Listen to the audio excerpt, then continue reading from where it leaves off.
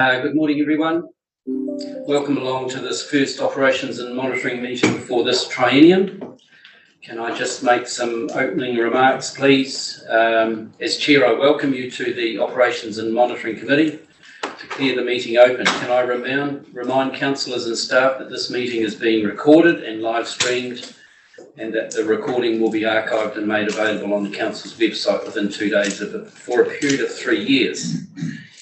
Our purpose is to provide greater access to council debate, decision making, and encouraging openness and transparency.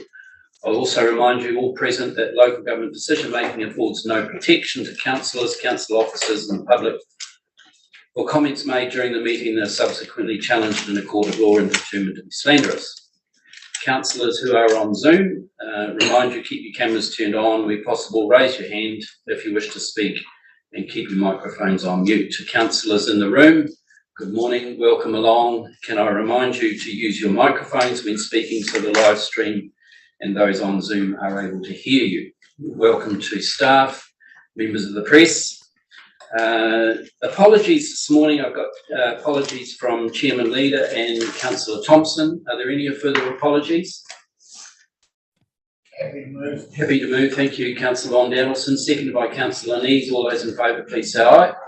Each carried. In the room for GMs, we have Ruben Fraser on my right. We also have Chris Engel, Matt Taylor, and Namuta Putasi. Welcome along to our team. Right, moving on. Apologies. Public forum. There's no public forum. Items not on the agenda. They are all listed as is. Order of business is as expected. Are there any declarations of conflict of interest? If not, we'll move on to reports. And our first report is the Chair's report on page 7. Executive summary there. You also have handed out today is our draft 2023 monitoring and operations work plan. That's for your to see what's coming up in the rest of the year for operations and monitoring. Chairperson's report, pretty comprehensive. We've got issues on freshwater farm plans. I'll just talk briefly and then we'll have questions. The Wallaby containment fence along State Highway 5 in Rotorua is coming along nicely. We've got a new branded ute. The weed cordon area in Okataina has been taken down, and we've got some co-funding from central government on a number of projects across the region. Our data services through the lab services, environmental data, a huge increase in people accessing our data portals on page 13. That was all around the rainfall and weather events and all that sort of stuff. Resource consent update and matters of interest. Just includes some things like the Environment Court Stellar Passage that's continuing for the port. Genera consent is scheduled. The Aupōtiki Marina consent is scheduled to start March 23 in the Whangarua Bay. There's also a bit of a brief update on page 16 about Cyclone Gabrielle's response. This is a very high-level report. It is not detailed. It is just about some timelines, what we've found. In future operations and monitoring, we're going to have a lessons learnt, Ruben, in terms of what Hawke's Bay, what Gisborne learnt, and Auckland learnt, Northland learnt about those huge weather events and how it could affect us. And so this is just a very quick summary of the Cyclone Gabrielle. It was also, I wanted Ruben to put in there about who declared states of emergency when, and it was all superseded by Kieran McNulty declaring right across the region. And then we just talk about the welfare-supported welfare of our staff going elsewhere across the district in terms of helping other councils, regions cope. Any questions for the Chair's report? Councillor Nees. Thank you, Mr. Chair. Firstly, congratulations and thank you for a very comprehensive Chair's report. It was excellent. My questions with this regard the freshwater farm plans, which is coming quite quickly. Yep. I see that we're getting funding from government in the report. It's mentioned on page 11. But I was just wondering about, is that just for the introduction phase of farm plans? And I was interested to know if the cost of the certifier and auditors will be an additional cost to council, or whether it will be cost recovery to farmers. And also, has the issue of the format of the various types of agriculture or horticulture farm plans being resolved nationally, or do we still have different ones for different sectors? You mean, is there a national template across the nationally? Who's going to kick off on that, Rupert? Yeah, thanks, Mr. Chairman. Councillor Nees, I think a lot of that detail is still to come. The costs, as we understand them at the moment, will be passed on to the farmers and the orchardists, but we are waiting to see the details of how that will play out in the regulations. Similarly, in terms of the templates, we've got Jackson Effort working at a national level to try and drive that stuff, but yet to land, my understanding. Yeah, your questions are valid, Councillor Nees. This certification and audit is going to place huge pressure on us, this organisation, extra staff. Ruben, would our land manager officers be capable of doing the certification and audit? Because they're out and about on those farms anyway, doing catchment work. Are they? It's a bit of a long bow I am drawing here. Jackson, would you like to come up to give us some pearls of wisdom, Jackson? Yeah, kia ora everybody, good morning. We will bring a full paper to Monitoring Office at the next meeting. We'd expect that the farm plan regulations would have been gazetted by then, so we'll have a lot more information. But our land management officers will have an important role in helping disseminate information on catchment context and the challenges that we're facing in each catchment around the priority contaminants and the types of mitigations that we're promoting. There's probably about 3,000 plans that need to be done, so we wouldn't have enough land management officers to actually certify them, but training the certifiers, professional development, upskilling opportunities for the rural professionals as where we could help out a lot. How many extra staff is this going to take? I guess the system's been set up so that it will be largely run independently of the council using these external certifiers and auditors, and they'll refer information back to the council in cases of like non-compliance, and we can step in at that stage. But yeah, our key role will be endorsing the certifiers to work in the region and giving information on the catchment challenges and context. Councillor Londadelson? Yeah, just a clarification. These freshwater farm plans, are they different from the farm environmental plans?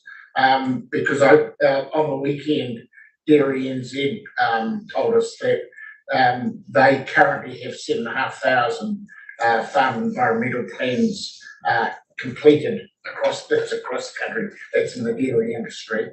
But is there a difference between a farm environmental plan and a freshwater farm plan? Through Mr. Chair, farm environment plans are in the past been a voluntary requirement, or they're not a regulated requirement. So this is the first time a freshwater farm plan is a requirement under the Resource Management Act. So it's subject to that compliance, monitoring, and enforcement function. So the big industries like Fonterra and Zespri would no doubt help their suppliers in providing support and templates and things, but at the end of the day, it's the next level on a farm environment plan. Yes. So are you saying the farm environment plan will effectively be redundant once these freshwater plans are done? Farm environment plans probably much more encompassing. They might cover health and safety, animal welfare, other things for market access. So yeah, still important. Biodiversity, So early days, Jackson, 2024, phased in by the Crown in Bay County region mid-2024. By 2025, everyone in New Zealand should have a freshwater farm plan. All landowners. All landowners over 5 hectares for orchards and 20 hectares for land use. And forestry companies. Coming under the National Environmental Standards for Plantation Forestry, so not necessarily a freshwater farm plan. Any further questions? Thanks, Jackson. Good information coming forward. Big role to play for us in this going forward. Are there any further questions regarding the Chair's report? Councillor Scott. Yeah, I've got a couple of questions, or just one question really, about laboratory services on page 12. It talks about the service being offered on a cost recovered basis. I was wondering if there's an opportunity for it to be more than cost recovery, but actually a revenue stream. Oh, I see Glenn's here and he might want to comment. But my understanding is that we don't have the ability to run it as a tool to drive a profit because of constraints on the way that councils operate. Morning, Glenn. Good morning. It is cost recovered, but there is a margin in there that basically covering council overheads in the laboratory. So it's not just cost, it's cost plus a portion to cover the general operation of the laboratory. There is a task this year to look at the whole costing structure for the laboratory, and that will be part of that as well. Is that council-wide or just for the laboratory? Just for the laboratory service, it was part of the audit last year that occurred, and that was one of the outcomes of that audit, to have a look at our cost recovery and the models we use for that. Your other questions? That's it, thank you. Oh, okay. Any further questions on the Chair's report? Okay, there's a resolution on page 7. Just to move the report, thank you, Tutaru, seconded by Councillor Neves. All those in favour, please say aye. Aye. Against, carried, thank you. Moving on to 6.2, rates collection update. Annabelle, some good work going on behind the scenes here, thank you, good morning, and present your report please, and we're on page 19.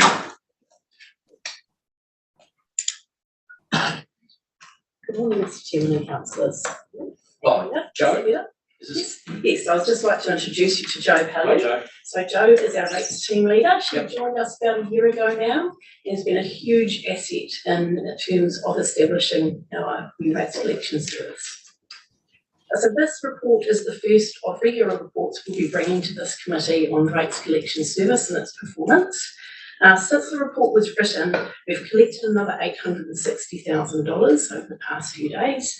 This is because we've sent out our first reminder letters after the penalty was applied late last year. So we're sitting at 97.2% in terms of collection and just shy of $80 million. Sorry, what was it, 97? Yes, 97.2, which is just shy of $80 million. So we're quite pleased with this result because it's around 95% is around the target at this point in time for most councils. So we're exceeding that expectation, certainly exceeding our expectations for the first year of collection being a brand new service and a change for our customers. In the report, we've also given you a whole lot of statistics around customer engagement, and you'll recall that one of the key objectives of this project was to have a more direct relationship with our customers, and that can be seen in terms of the evidence there with our customer interactions through this process. One of the other objectives was around efficiencies, and we had predicted around a $6 million saving over the long-term plan.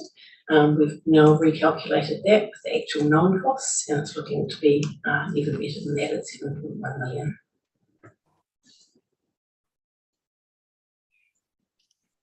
So any questions? Question from me, Annabelle. I read on Facebook, so it must be true.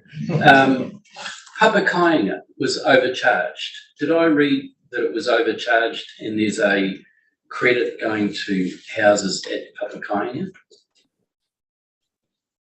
Mr. Chair, I can actually answer that. So we are drawing into, and part of this rates bringing it in-house is Yep. making sure that we've got an equitable solution. And so some previous rating may not have been consistent across the region. Yep. And so we are drawing on those and we've been made aware of that particular one and we are looking to resolve it. So they were overcharged? They were treated in a way that was commensurate with that particular rating structure Yep. within their region. However, the way that we rate properties is different. And so therefore, yes, we are going to be adjusting the property. So that's Papakainga all right across the Bay of Plenty, not just in Te Whānau Apanui. It looks at in terms of how the property is structured for ownership. So there are some very unique attributes and we have to look at each one individually.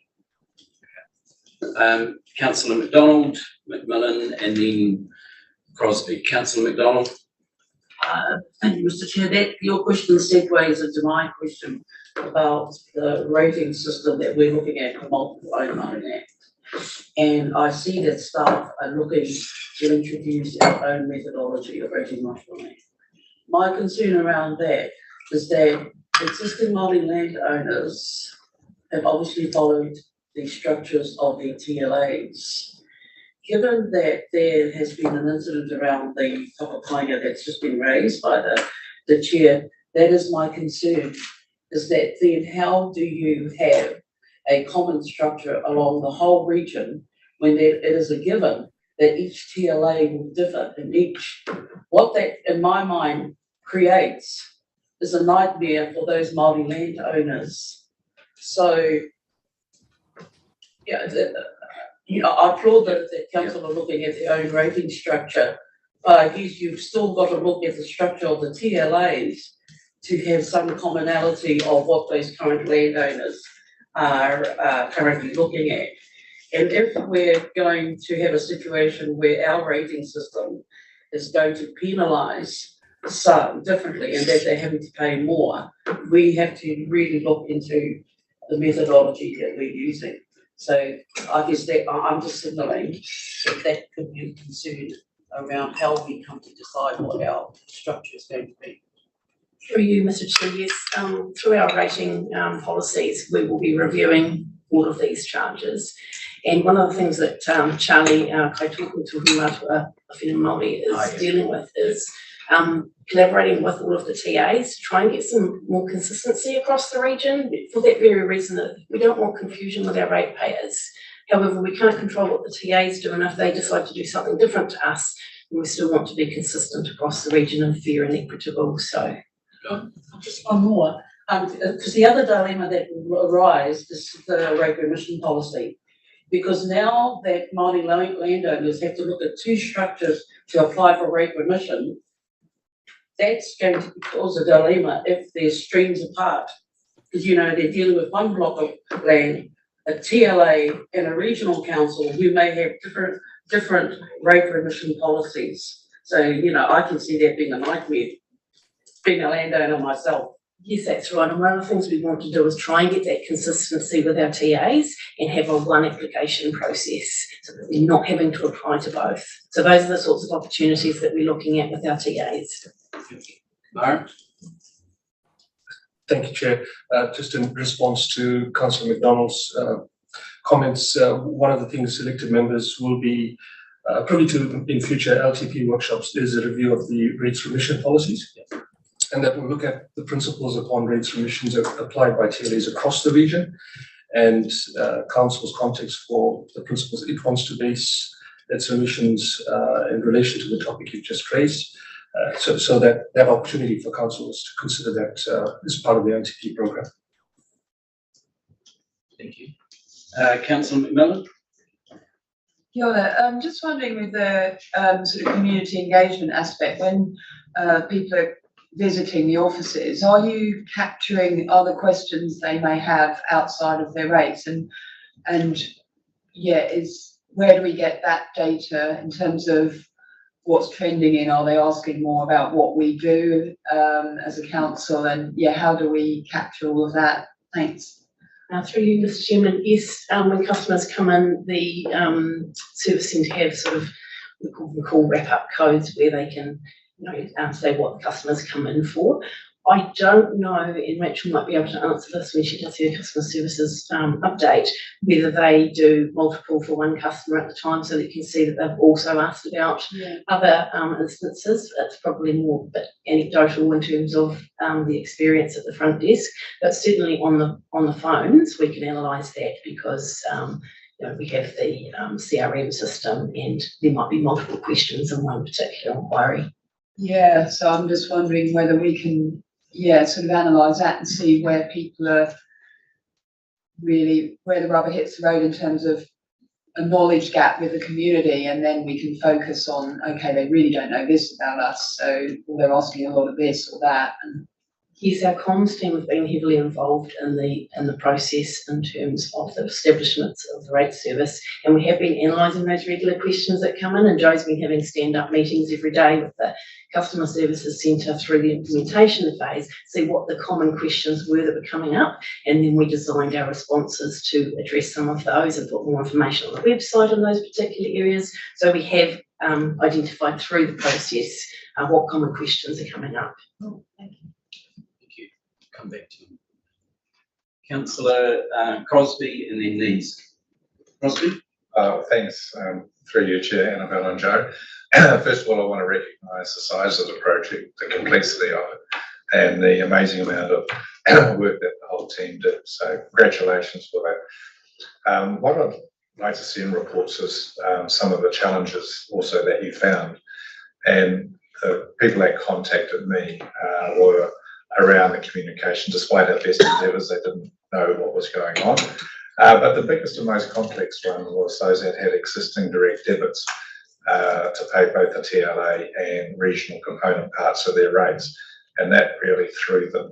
And I think if we ever have to do, and I know the team worked through them literally on an individual case, because direct debits are easy to get into and hard to get out of sometimes without a huge process, as some of us know. So, to me, that was an area that was quite challenging. And these things, and it actually potentially did some damage, reputational damage, through the way until they understood the difference between a TLA and the regional council, and the funding arrangements have now been split. Did you have any sense of the numbers of those that had those direct debit issues moving forward? And what have we learned from that, as we get into our own regime around direct debits and the other methodologies of paying? Yes, through you, Mr. Chairman. We are aware of those direct debit issues because, of course, the team had to go through and work with those on an individual basis. And I don't know off the top of my head what Joe might know around the percentage, but we certainly had a high uptake of our direct debits. We did write individually to every single person that had a current direct debit with their TA, but we found a lot of people see something from council, can you just chuck it in the bin?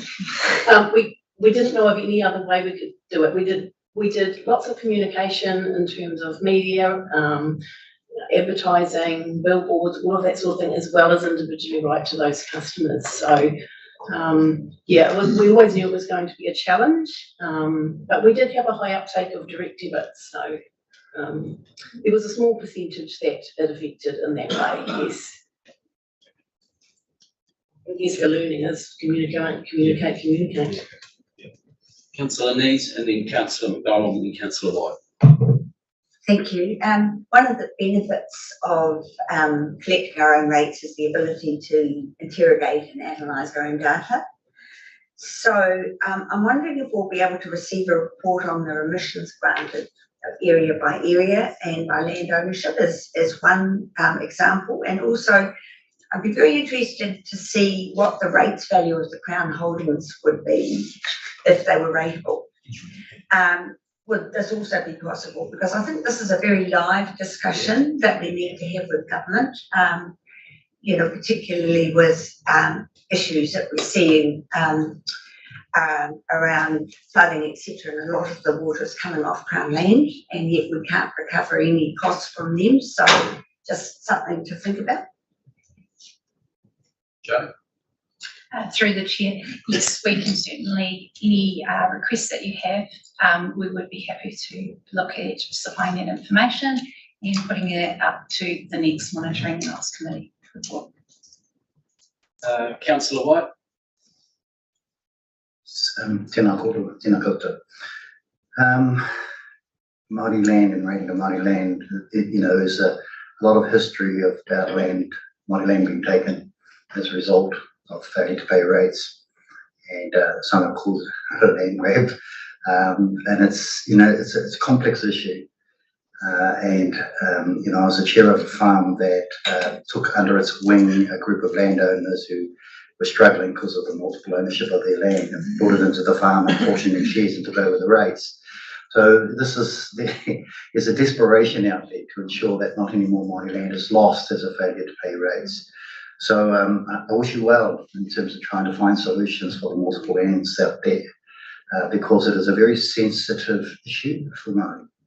And I know Mangatū took a case, there's case studies out there, and you'd probably be well aware of those things. So I would certainly, I know back home it will be a big issue. It's an issue now. So I implore you to find the right people to guide you through that space, because it's a minefield. We've got Councillor McDonald and then Councillor Shute. Yeah, I just want to support what Councillor White is saying. In my past life, I was a Māori land officer for the Western Adelaide District Council, and wrote the Māori Land Rate Permission for that council back in the 1980s. One of the biggest difficulties was around the lack of awareness of the history of Māori land, and why Māori land and Māori landowners find themselves in the position they are. It was through legislative changes that almost made Māori land useless if it was not a certain area. I actually think that you need to prepare a paper for our council and our councillors to bring them the history of Māori land and why we're dealing with the situation of Māori land today. I think it is crucial that they totally understand that, because one of the big issues when I was at Western Bay was understanding in the first instance why Māori land, many blocks of Māori land sat on the rate permission policy. And every time there was an application by a Māori landowner for rate permission, it was like a whole education program for that council to understand why it had reached the predicament it was. So I implore you to bring that information to the council as to why we will see a huge number of Māori land blocks sitting on a rate permission policy. They have to understand the history of that, as the title has said, as to why we're dealing with that situation now. And I agree, I wish you all the luck in the world, because Māori landowners are still suffering from the inability to develop land and the ability to pay rates on that land, albeit, what I found is that it is smaller blocks of land that we're dealing with. The bigger blocks are viable enough to be able to produce that, and we see that with all the Māori economy that are developing with this land. But there is a portion of Māori land that's almost impossible to develop to be viable, and these are the rate permission blocks that we will see, that we will look at. And so we've got to be mindful of all of that when we look at a rate permission policy for Māori land. So that was my question, but my actual question was around how you intend to engage with Māori on this. Because Māori land is actually owned by the majority of Māori land, Māori, it's not by Hakuiniwi. And so it's about really getting out there and tramping the land and meeting the people on the land. Sometimes it's not even the trustees that are on there, they're rating occupiers. So it's understand who is actually sitting on there and understanding why maybe rates are not being paid, because a lot of those blocks are just nigh on impossible, and what revenue they are making doesn't even cover annual rates. Through you, Mr. Chairman, yes, you're right, and Charlie Roddick has a lot of experience in this area. He's put together the history of Māori land in a presentation that we're actually about to launch to staff so that they get a better understanding of these issues, and of course we can bring that to you as well. So in terms of the remission policy and the review, as Kamaran said, on the 12th of April, there'll be a position paper coming to you to discuss the approach in terms of community engagement in that process. Thanks. I've got Councillor Shirley and then Councillor Von Dellison. Councillor Shirley. Thank you, Chair. Good morning. On the general issue of bad debts and defaults, how did it work under the old system with the TAs collecting it? Will we pay the regional rate component irrespective of whether they recovered their bit or? Through you, Chair. So generally it was on a pro rata basis. So any debt that they collected, they would distribute it on a pro rata basis against their rates and our rates. Right. So presumably then we need to, or you've probably already developed a whole policy. It's new territory for us in terms of how to handle bad debt and defaults. That's right. At this point in time, though, the TAs are still collecting that historical debt on our behalf because it's in their system. So anything prior to the 1st of July 2021, they're still collecting. Now, it's new debt that we now create that we will be developing or have developed those processes for. Councillor Von Dellison. Yeah, thank you, Mr. Chair. I just want to follow up on a very good suggestion, in my view, by Councillor Neves. The issue of rate affordability is increasingly getting paramount in that central government seems to push onto local government increasing demands for local government funding, which is not sustainable. And I think looking at whole of government rating of their property assets, and that includes not only conservation estate, which is 30% of the country, recognising they only manage between 1% and 2% of that 30% themselves actively, but there's also schools, police, whatever. That would actually, if we got central government funding based on property assets, it would take a lot of the pork barrel politics out of how central government funds local government at the moment. And so I'm pushing hard for this. I think Councillor Neves is absolutely on a winner with it, and it would be really helpful for staff. So I'm asked a follow-up to our staff if they can help us to get some information so that we actually can talk with confidence about this issue to move it at a political level, because I think it's critical for local government. And again, I support, secondly, Councillor McDonald in that we get a better understanding, first get a report of what the rates remission actually is, and a better understanding, because if we just get it as a table, we'll say, God, yeah, and we'll come at it with a very poor attitude. But if we can get the table, but two, get the background and a clear understanding of where we're coming from, I think we will have a better balanced discussion within this about rates remission within our within this group. So I concur with both McDonald and Neves and ask for both lots of information, please. Through you, Mr. Chair. Yes, as part of the policy review, we are gathering that information in terms of the remissions and delving deeper into the why behind those remissions. The challenge we have is that we don't have a full set of information from the TAs. So we have some information, but not a full set. So we'll rely on the TAs providing us with that information and then us further analysing that information. But yes, we are working towards that. Okay, good questions, councillors, but can I remind you of the new way we operate now, that you're asking for more information today of staff. So for resolution on page 19, we received the report, the update.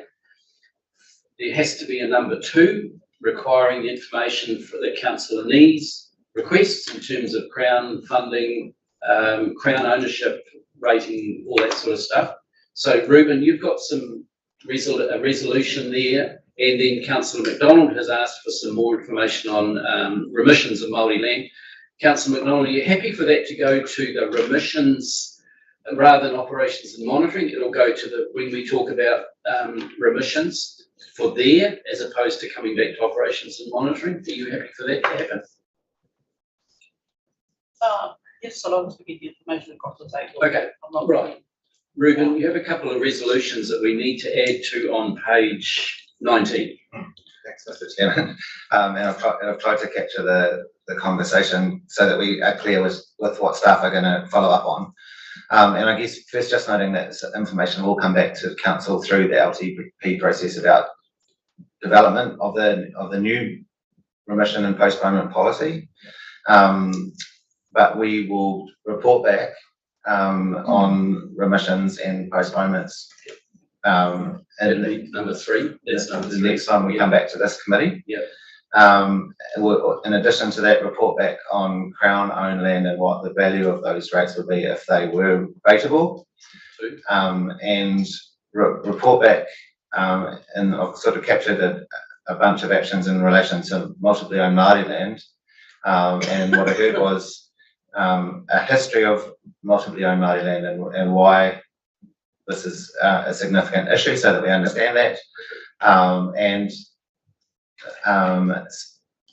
the way that we are going to approach that, rating Māori owned land, including the engagement with the owners of those lands, noting that they're not the iwi hapu that we commonly engage with. So there's 3 additional resolutions to the resolution today on page 19. Is somebody happy to move those 4 resolutions? Te Taru, seconded by Councillor Von Dalton. Any further discussion? I think we've captured it, Amanda, in terms of the requirements of the team. I'll put those resolutions. All those in favour, please say aye. Aye. Against, carried. Thank you for that. Annabelle, look, this has been a big project, and you've had a huge team, and I think the benefits far outweigh the costs that we've incurred in terms of better engagement with our community. Can you congratulate your team and staff from council, from me, because this was a real risk to all of us. You know, some of us may not have got re-elected if it went bad. And it hasn't gone bad. And to have 97% on board today, what a fabulous result. And we can prove to the community why we went down this path, because we can collect our rates cheaper, much, much cheaper, Matt, than going through the TLAs on a commission basis. Congratulations to the team from this group, because been a big work program, but well done in best wishes. Kia ora. Right, moving on to customer service performance update on page 29. That is, who we got? Rachel. Rachel, come on up, Rachel. Morning, Rachel. Kia ora tātou. This is on page 29. So the customer service performance update that's been provided highlights the significant impact that the Rates project has had on our customer service delivery. Some of those volumes are quite outstanding. We've page 31. Yeah, 80% extra NDS tickets, quite phenomenal. We've also seen the success of the project is also reflected in the customer satisfaction figures, where we've achieved a 24% increase in customer satisfaction. But not only that, we've also received a larger response from customers to the surveys that we've been sending them. So through those responses, we've been able to collect another 7,000 pieces of information and comments. And so we'll be putting together another report for the June meeting that we'll bring back to the committee that looks at that qualitative data. If I can also address the question raised by Councillor McMillan earlier around how we could follow those trends that customers were making through our customer service channels. That was quite easy to see on our website, where we could see that 75% of people who were going to our website were then going on to look at other pages on the website. The increase in website traffic is about 125%. That's on page 36, yeah. Yeah, so Following that through our customer service channels can be quite difficult, but we can capture those queries through our CRM, as Annabelle mentioned. We found overall as a trend that the customers that were contacting us with rates queries were quite specific about wanting those queries addressed at that time. Happy to take any further questions. Thank you. On 38, page 38, and I've asked Ruben for the answer for this. I noticed there was, I've misread it in terms of this is a customer satisfaction survey result from February to January, and I looked at Maritime 0800 5 knots and I thought, my goodness, there's nobody calling, but it's a satisfaction survey on that page 38 as opposed to the number of calls coming into that number. So yes, that's correct. That was the get it right at the moment. Councillor Needs. Thank you, Rachel. Just two questions. Firstly, the Elgin customer experience survey results, where we dropped from, I think, second to 72. So I think that means that we're sort of like near the bottom. Would you say that is because of the result of the 4 volumes that we were experiencing with the rates project, and that perhaps it was also, it seems to be that pollution hotline gave us dissatisfaction in some of the areas that is driving that result. Would you think that once we have a full bus service back again, and next year when we are through the rates blip, rates project blip, that we will recover, or are there other reasons why we've dropped so low? Yes, through you, the chair. Yeah, I do believe that the timing of the Elgin survey was unfortunate in terms of happening right in the middle of our peak rates period. So that has impacted our ability to respond to the Elgin calls as they come in. There are only 3 or 4 calls that they make, so it's only a very, very small sample that they do in the testing on all of the councils. It also reflects, I guess, the challenge of that time in terms of the types of queries we were receiving from quite disgruntled people wanting more information, and so yeah, that can be quite challenging for the team to sort of maintain that level of service during that time. I do believe, like you suggest, that once we have full bus service back, once we've addressed some of these challenges that we know we have in the community, we will see that result lift again. Oh, that's great. And just one other question, the mystery shopper survey, I've always found that quite helpful. But it does show a lower satisfaction for the after-hours service. So is that still being provided by TCC? It is. So is there anything that we can do to perhaps provide them with more information or more training to actually help us back? Yeah, through you, the chair. I think the challenge that we have there with the after-hours service is that they're never going to have the level of knowledge and detail that we have, and so we're constantly striving to provide them with more and more information. And so during the rates time, that was new for us, and it was also new for them. So we were keeping in really close contact with them to provide them with the newest information that we had to hand. Yeah, I think that we will always see a lower after-hours level of service for that very reason, that they just don't have the full understanding of our queries like they do their own. Any further? Oh, Councillor McMillan, yes, of course. Sorry. Just wondering, do we know why Papamoa Hills had such a big web search number? Yep, through you, the chair. I think during the Christmas break, there were some issues in Papamoa Hills where it had to be closed for a period of time, and so people would have been referring to our website for that information. It does seem to, and I don't recall how much the growth is in terms of people accessing that site now, but it has become a very popular site for people to walk and enjoy. So I think that they go to our website to find out information, whether it's open. Seems like a good gateway. If people are kind of accessing our website, that's what they're targeting, then it seems like a good gateway page to lead them to other information, because that's pretty big, like higher than rates searches. Yeah, that's pretty massive. And in an election year, they didn't check us out, candidates. So, yeah, it's quite a big hit, isn't it? Quite a big hit rate. That's right. The website statistics are fascinating in terms of how they change through seasons and months and what's happening. Yeah. And so they're constantly changing. But in the previous year, we had 600,000 page views on our website, and that's increased to 1.2 million. It's also interesting that with our other reserve in, I can't remember the name of it, but near Apultiki, that's not in the top. Like Padma Hill seems much more searched up than our other part. Yes, and I think that's reflective of the numbers of people accessing Papamoa Hills as opposed to Onikawa Park over in Lohiwa. Yeah, thanks. Councillor Shirley? Oh, just to clarify, the blue shadings are quite hard to read, but it's not bigger than rates. As I read it, the big one there, the 12,000 is actually the regional council site, and it's 3,500 is Papamoa Hills, which is less than the 12,000 for rates. I don't think so. Or perhaps I've got that wrong, but this is in the pie chart on page 37. Oh, okay, sorry. Yeah, the blues are confused me. Yeah. It's quite confusing. Still quite big, but Oh, nothing like okay. that for. Yeah. We got our blue hues right. Yeah. It's still very significant. Yep. That one. Okay, any further questions? To Rachel?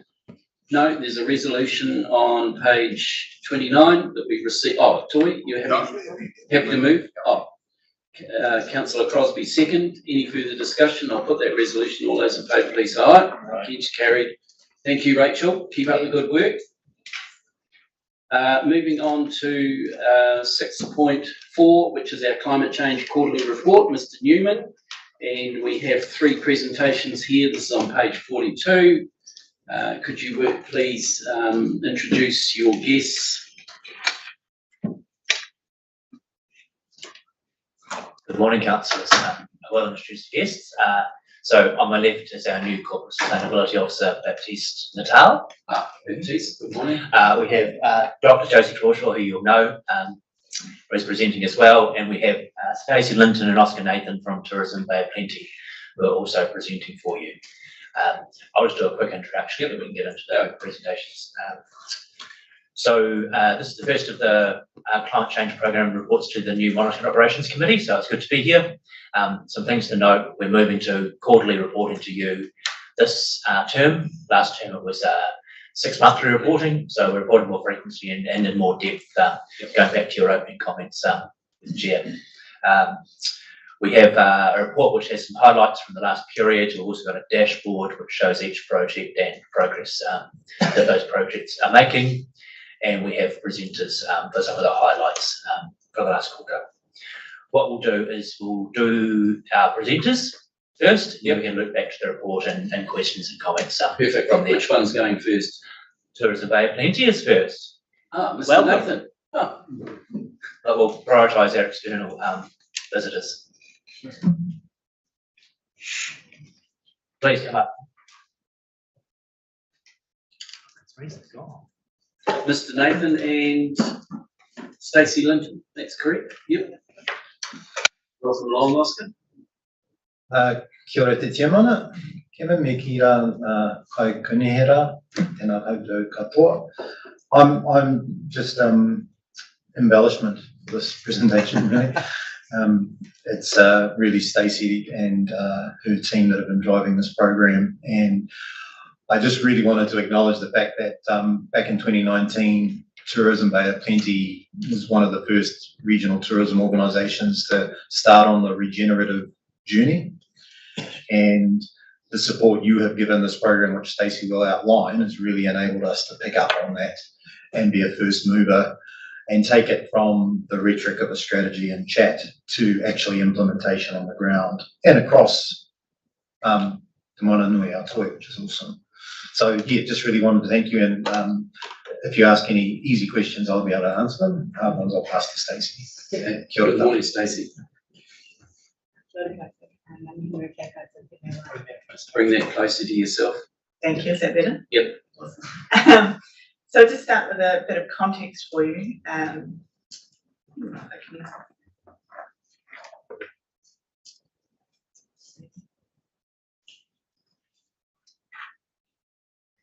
start chatting while that happens.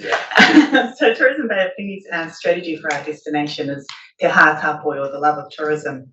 And in that we outline our 4 guiding stars or long-term goals, with regenerative tourism at the core of that. So tourism has traditionally been an extractive industry that has provided economic benefit, but had the possibility of negative impacts across the society, community and the environment, with issues such as overcrowding and the impact on the land and the people, raising more and more pre-COVID. So our goal at its most simplest is about using tourism as a vehicle to leave our people in our place better than we found them. Added to this, obviously the local tourism sector is very tied to the environment. So the ocean and beaches, other natural aspects, food provenance in the region are really key to what our destination offers for our DNA. So there are many reasons for us to be moving into this regenerative tourism direction, but it's also not just us, it's now a national movement directed by MBIE, and it is also happening around the world. So as TBOC kind of moves along this journey, it's important that we become a low carbon organisation ourselves, but also that we support a low carbon visitor sector. So we've built our program of work around 3 pillars. One is to get TBOC's own house in order. Secondly, to support the industry to reduce waste and emissions. And thirdly, to educate visitors on travelling with less impact, but also to support them to provide those options to visitors as well.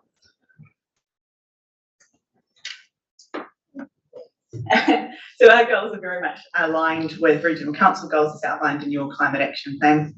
So especially reducing our greenhouse gas emissions, your goal 2, and increasing community awareness and resilience. But at the same time, our program of work throughout this has become more important for us to look at adaptation of the tourism industry to climate change as well. And I think recent weather events have made that even more prominent as a goal.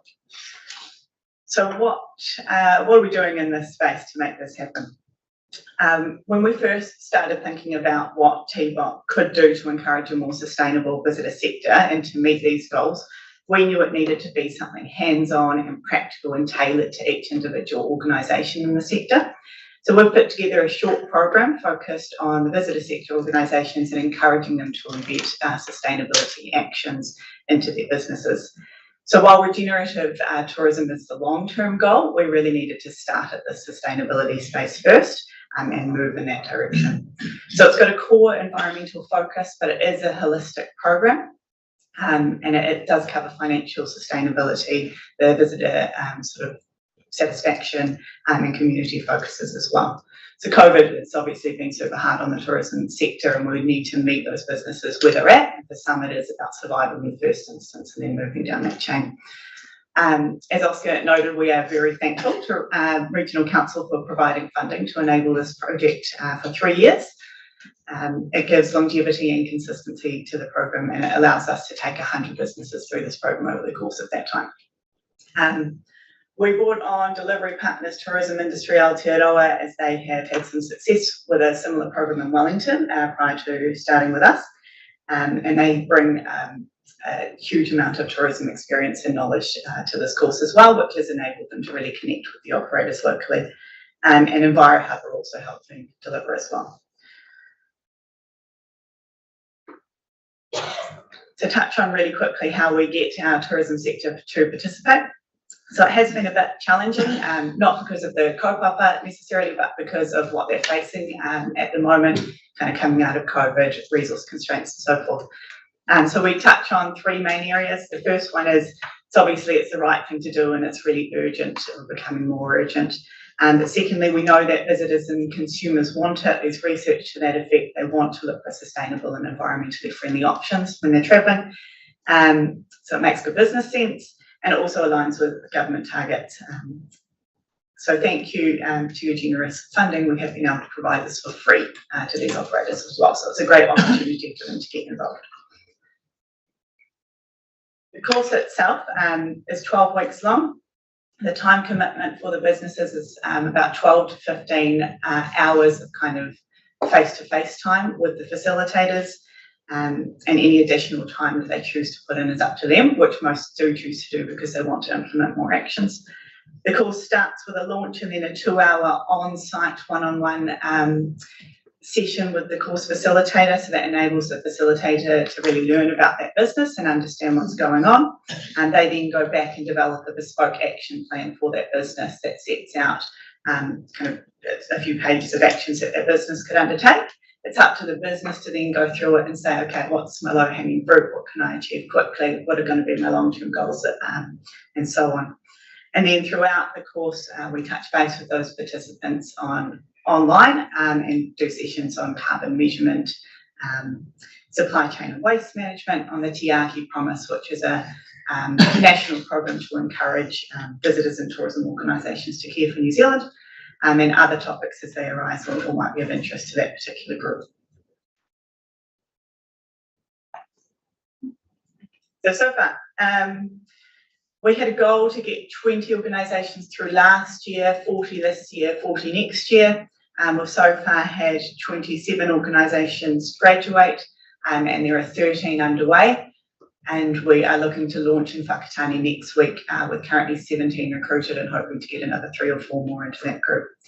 And that's covered a range of businesses. So we've had large camping grounds, a hotel, small family operators, tour operators, hospitality, event organisers, and more. Most are measuring their carbon footprints. It's a really thing that we've pushed quite hard during the course. And some are taking real key steps to reduce that. So we had a recent graduate already purchase a low emissions vehicle for their business. So many are reviewing their waste and supply chains and then kind of what happens end of life to some of their equipment. So just a cool example of that. It's one operator was looking at how do I dispose of old wetsuits. They're now being used in boxing bags. So it's really small things across these organisations, but all of them are doing great stuff. So across 100 businesses, it is going to make a significant difference over time. We're helping build their capability. There's a Qualmark achievement for tourism, which is kind of like the quality assurance certificate. And so it is helping operators to get through that as well. There are regenerative tourism approaches coming in, beach cleanups that are happening, support of trees that count, and support of other social and community initiatives. One of the key outtakes for the participants, though, has been their ability to collaborate and to share with others who are going on the same journey, and that's led to some really cool community initiatives. So it accelerated the start of Sustainable Waiheke Beach, for example. In terms of next steps, so we will continue, as I said, we are launching in Whakatane next week, and then we do want to ensure we cover Te Puke and surrounding areas and probably come back into some of the businesses in Tauranga as well. And we are looking to the future. So as I say, this course is primarily focused on sustainability, but how do we then push through to regeneration and continue that to grow the groups and the collaboration over those participants. I'm happy to answer the questions. Any questions to Stacey or Oscar? Pat, Councillor McMillan. I have 2 questions. First one is there much appetite for ecotourism? You know, things like tourists coming to do things like beach cleanups and planting and that sort of thing? There is a wee bit. There is a couple of backpackers locally in Tauranga who encourage their guests to go and do beach cleanups with them, and then a local bar puts on pizza and beer after. Yeah, so quite small scale, but it is developing more and more. And there is an ecotourism product as well, so there's one about to launch in Whakatane this week. Yeah. And then my other question was around the interface between cruise ships and their sort of funneling through here and what they do. And we had a presentation last week from Mark Wasson with his electric tour bus. I wondered if you knew about that and how do we, is there a sort of a link with, obviously these cruise ships are quite big industries, and what leverage do we have for them kind of streamlining their sustainability once the people arrive on our shores? I'm going to hand to Oscar. So for myself, I've got off a lot of boards recently just to zone in on this role. The one board I did get on last year specifically for that purpose is Cruise New Zealand board. So we've been driving quite heavily because of the economic impact and the social sort of license to operate issues. What's happened since COVID is there has been quite a change in the dynamic of the cruise sector. Next season will be the biggest season for cruise, and the industry is working at a rate of knots, excuse the pun, to really get the likes of Tourism New Zealand and others on the same kaupapa and page, particularly with ministries of the government, particularly around some of the maritime cleaning regulations and things like that.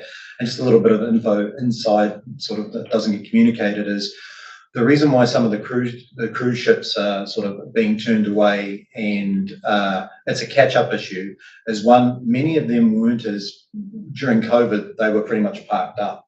So you think about barnacles and everything else that attach themselves and grow, whereas 99% of the rest of the maritime fleet, which is cargo, they keep on moving. So that's been an issue too. So it's a deeper level of cleansing. And the other issue is over here in New Zealand, on our border from maritime coming across from Australia, which is where most of them come from, our regulations have upped. Australia's haven't changed. Right. And a lot of the cleaning gets done in Australian waters. So there's a conversation that's happening there that we're being very clear on. So this season, we finish on the 8th of April. I think we would have churned out about 103 cruise ship visits.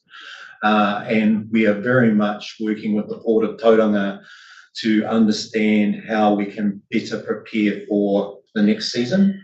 There's some big issues that are way above my pay grade around, and potentially sit with you and Quayside and others, is what is the view of cruise for the future of the region, and what is the priority of servicing.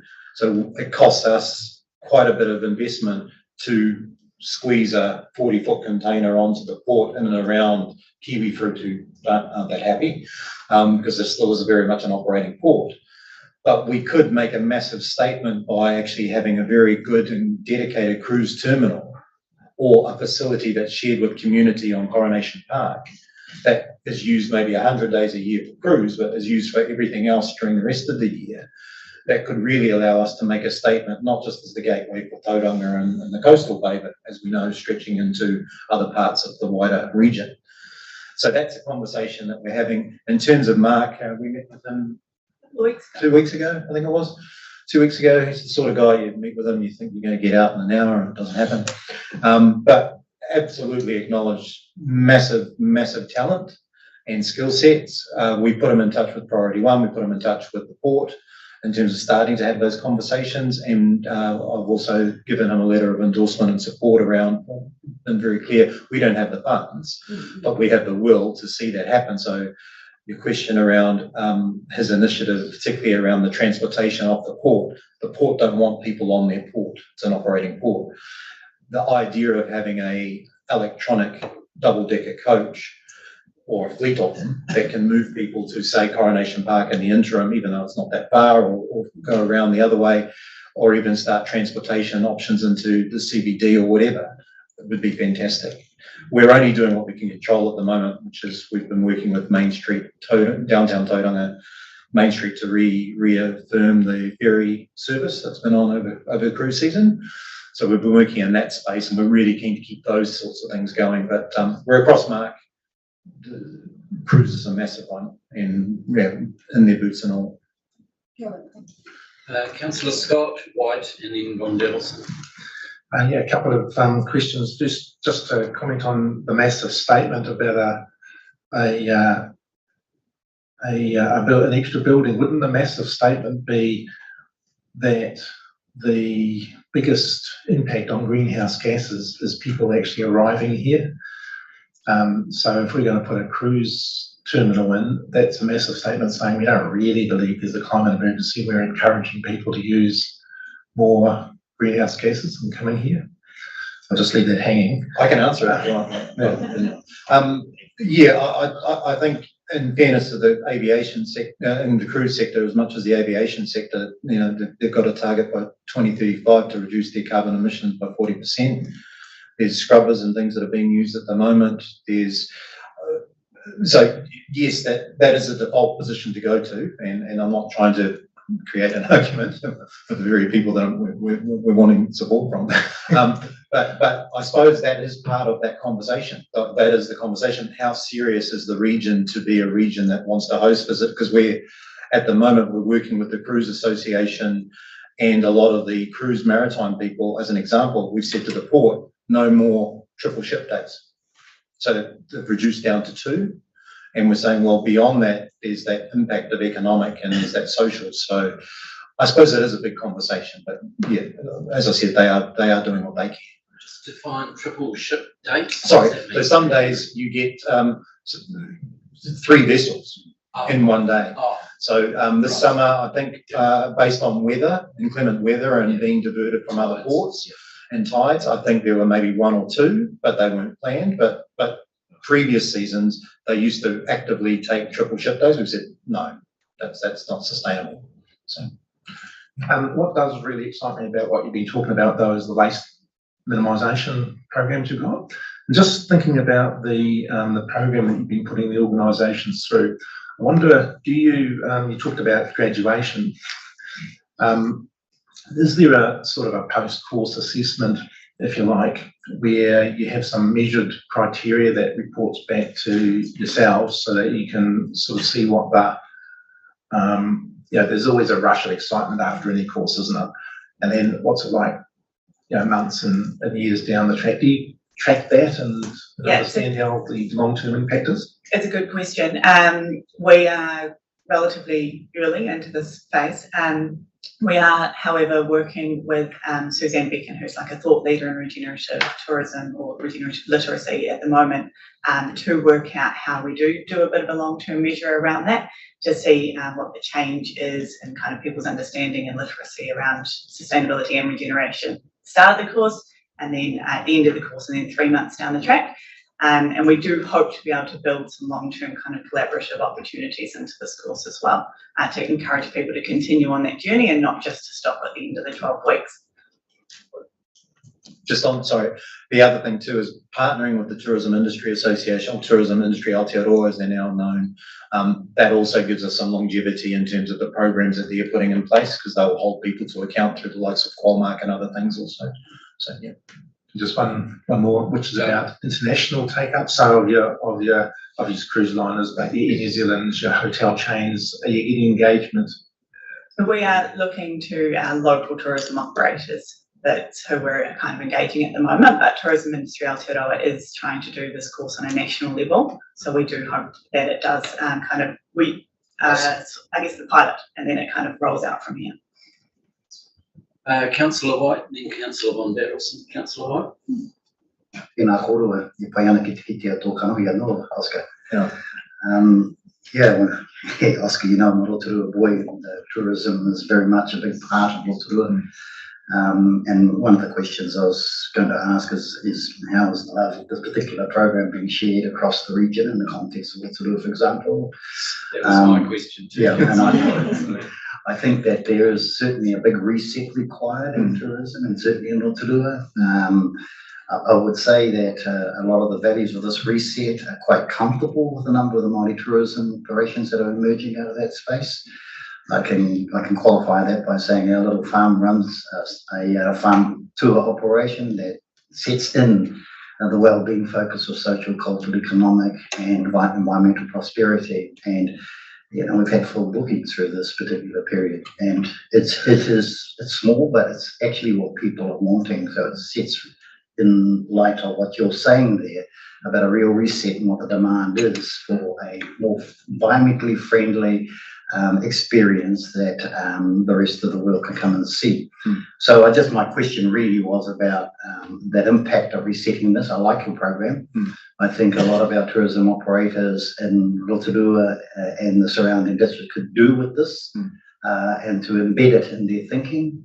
And because we're well beyond the kapahaka, it plays its part, much Timmy showed that. But we're well beyond just, the old tourism fabric. It's into a whole new program if we want to succeed. So congratulations. You answered my question about the love for Rotorua. I'll leave it there. Did you want to make a comment? Stacey? Oh, sure. So currently the program for us is across Te Moana Nui Atoia, or the Coastal Bay of Plenty area. We are, I think, going to talk to Rotorua NZ very soon about that. And Tourism Industry Aotearoa are currently running it in Taupo as well as Wellington and here. Just further to that, sorry, but we had a bit more update there. So have had discussions with Andrew and his team over at Rotorua NZ. You need to remember, and people were in different roles back then, as you can remember, Kevin, but the Rotorua Tourism Sustainable Charter, which started under Harvey James many, many years ago, that's actually been evolving and creating similar-esque programs, but probably nothing that's sort of pulled things together in the way that this has. So I know that there's a conversation pretty much on Wednesdays. I work from home, still living in Rotorua. So I pretty much, most of those days I catch up with that team anyway, just to check in and work out how we can sort of do things smarter, particularly around cruise. And so one of the things is really trying to understand, they've just completed, as I understand it, a destination management plan for Rotorua, which I think will be quite pivotal and an angle that we could communicate how we can grow this together. So, but they have been doing quite a few things on their own initiative too. Councillor Von Delson, Thurston, and then McDonald. Councillor Von Delson. Thank you, Mr. Chair. Further to Councillor McMillan's comment regarding ecotourism, just to let you know that it's probably at least 5 years ago now, but pre-COVID, the Koperiri Rua Valley wetland used to host an ecotourism group. I think it might, certainly Mark Dean, who was a previous councillor at Western Bay, I think he was involved in the organisation of it. But they got quite big numbers of people, tourists coming in who wanted to be actively involved in planting or whatever, and they took them into the valley and gave them an educational plus a planting experience, and it went down really well. COVID's obviously paid to that, but there is a template there somewhere that would be worth following up. And Mark Dean is probably your easiest contact. He was the last two councillor, so he's easy. I can get his contact if you need it. Yeah, thank you. Councillor Thurston, are you online? I am. Can you see me? Morning. Yep. Yeah, I have been here all morning, colleagues. It's just that I loathe being on Cinerama and being the only one. So I'm standing in the shadows. But tēnā koe, Oscar. It's good to see you. And a brilliant presentation as always. You know, like my Rotorua colleagues, I just urge you to not lose sight of the fact that we're trying to give tourists and others a regional experience, and that to be environmentally compatible. But no, in terms of Mark Lasong, look, I've always been a great admirer of his. We know he's an enthusiast, we know he's an idealist, but he's a guy in the Bay of Plenty that we have to harness his ideas and his thought processes, because he is an outstanding individual in terms of architecture and his thoughts for the future. But and in support of my colleague Te Taru, look, there is a reset of tourism going on in Rotorua, and who better than you, Oscar, to oversee it? Kia ora. Kia ora. Thank you, Mr. Thurston. Question from Councillor McDonald.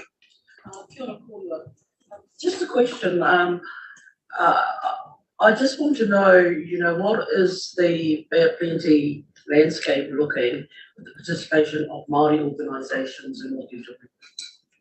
Actually really good. So we have, Oscar can probably speak more better to the numbers, but we have a group called Te Whānau Tāpoi o Tauranga Moana, which is a collective of about 14 Māori tourism operators, and we've had about, I think 8 or 9 of them through the course, or who are currently participating in the course so far.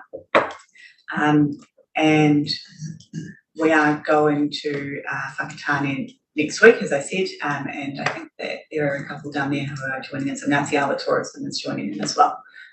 So we are big proponents of the multicultural tourism space in, I guess, Te Moana Nui Atoia, and wanting to really expand that and take that to the world.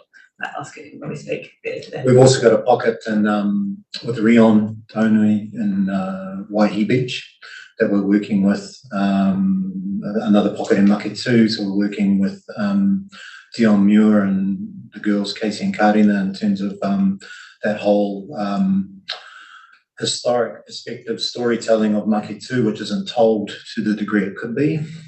And as those councillors that know me from over the hill, I think it's always around being very clear that when it comes to a Māori tourism proposition, every rohe has their own story, and that's important. And if I can be respectful to say, I think Te Arawa has always been very good at telling their story, and they've always had the opportunity to do so ever since the Pink and Whites. But other regions are starting to evolve on that too, and it doesn't mean that there's not space, there's just diversity in the stories. So we are working quite heavily to sort of identify opportunities that fit back to those pillars that Stacey referred to, that are the basis of our Te Hātāpoi destination management plan, which is horticultural provenance, which is why we're a big driver and supporter of Flavours of Plenty, which starts in 2 weeks. So that's about celebrating the provenance of the region.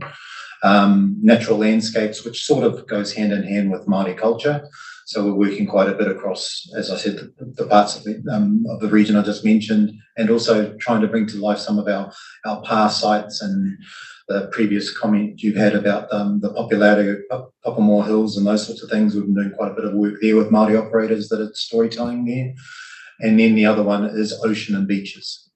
And that's another narrative that, but again, so that's quite distinct to this region as opposed to over the hill in Rotorua, where it would be Māori culture, mountain biking, and geothermal health inspired.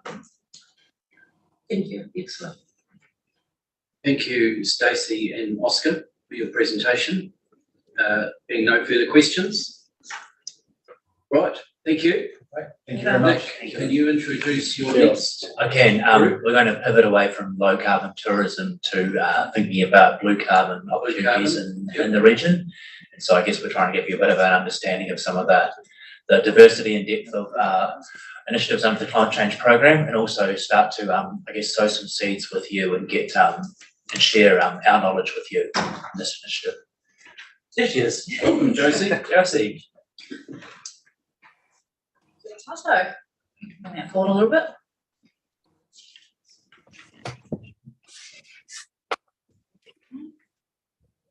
All right, we've got a lag, great. Yes, I'm here on behalf of the broader project team within the climate change program, just to talk a little bit about some of the work we've been undertaking relating to blue carbon, potential salt marsh habitat and restoration programs, and carbon sequestration rates.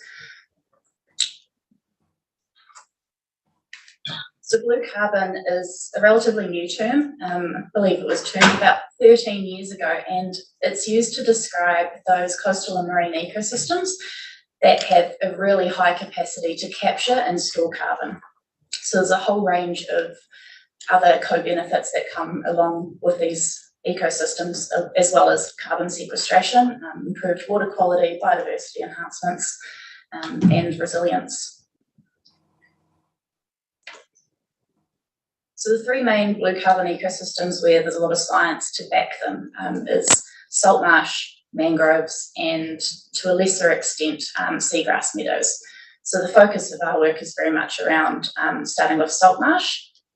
And at the moment, within New Zealand, there isn't a pathway yet for a voluntary carbon market for restoration of these ecosystems. However, there's some stuff coming on the horizon, which we'll talk about near the end, but we'll start with looking at what we've been doing into salt marsh in our region. So here's a nice picture out in the Waitahi estuary of the salt marsh there. So these ecosystems are a structural habitat, provide a home for a range of fish and bird species. They provide a lot of filtering properties, such as depositing sediments, helping take up nutrients, and they've got a lot of cultural significance to them. However, there isn't a particularly pretty picture on salt marsh in the Bay of Plenty. We've lost 60% of our salt marsh between 1840 to 2000, so that's equivalent to about 1,400 hectares. But the good picture is our land management team have been undertaking a heap of restoration projects in this space. So they've been working with landowners and tangata whenua to restore salt marsh via re-wetting of coastal land, and this is supported through an environmental grants policy, which helps with things like plant purchases and fencing, and undertaking some of that science basis to ensure these restoration projects will be successful. So the last estimate I was given was about 45 to 100 hectares that they've restored so far, and there's a few more projects on the horizon. So given the amount of work this team's been doing in this space, they wanted to have a better idea of what's the potential for salt marsh restoration across the Bay of Plenty, rather than this small piece by piece work they've been doing so far.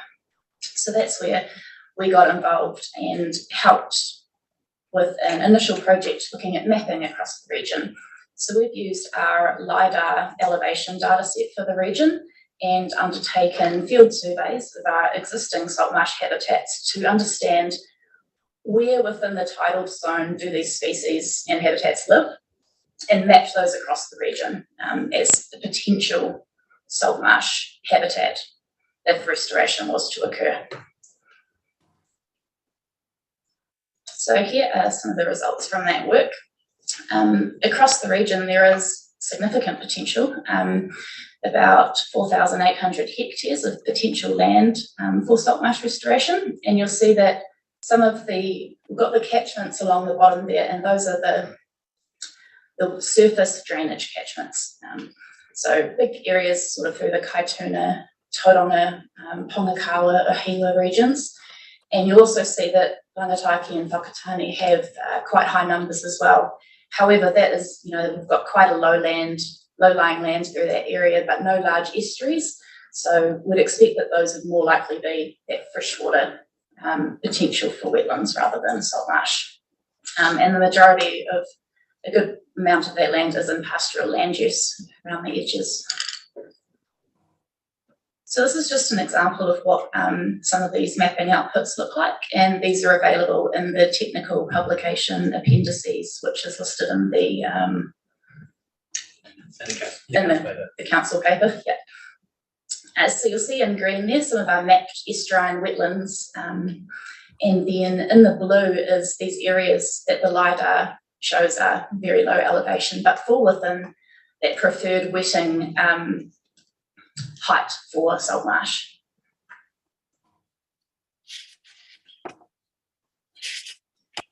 So as we're talking about climate change, we wanted to think and just talk a little bit about the impacts of potential sea level rise on these salt marsh habitats. As if you're undertaking a restoration project or thinking about protecting and preserving our remaining salt marsh, we need to think about what might happen as sea levels rise. So up on the screen here, we've got three scenarios that would expect to occur across the region. In the top panel there is where your coastal wetland has space to migrate inland, so there's no barriers in the way. And as sea level rises, we'd expect it to migrate inland naturally. The more likely thing that we're going to see is coastal squeeze in the middle panel. So that is where human infrastructure is blocking the way for that habitat to migrate as sea level rises and causes it to get squeezed.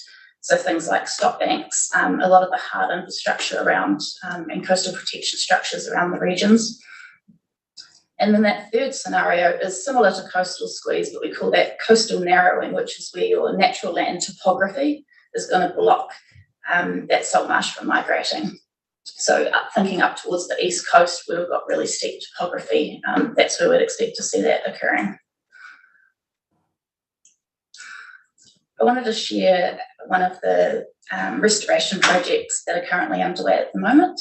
So this here is a picture of the Wainuirepo Whenua, or otherwise known as Sargent Drive. So this is a 20-hectare restoration project, which has been co-led with the local hapu, which have helped design the goals for this project, which is bringing back that connectivity of the estuary to the river and up to the mountains and out to sea. So this is now Bay of Plenty Regional Council owned land, and prior to about the 1960s it was a salt marsh and mangrove mix. But somewhere around that time it was reclaimed for grazing purposes and continued to be pastoral farming through to 2020. And I believe it was about a year and a half ago, the project team undertook re-wetting. So they've installed some additional culverts to allow for water flow to come in, and we've undertaken a significant planting program. So if you'll see at the top there is about a year ago was what the wetland was looking like after re-wetting, and down the bottom is a couple of months ago. And you'll see the small clusters of plants. That's our sea Russian oi planting. In the green is a bachelor's button, which is this plant that's come and established into the salt marsh naturally. It's a native species and it's known as quite a, so what I'm looking for, something you'd expect to start to come in and help to suck up some of the nutrients and migrate through time. So that's just 12 months from top to bottom picture. Is that what you're saying? Yes. Wow. Yeah. Yeah, and we've seen massive bird biodiversity returning and a heap of different fish species coming in and utilising the wetland. So a really cool news story there by the team.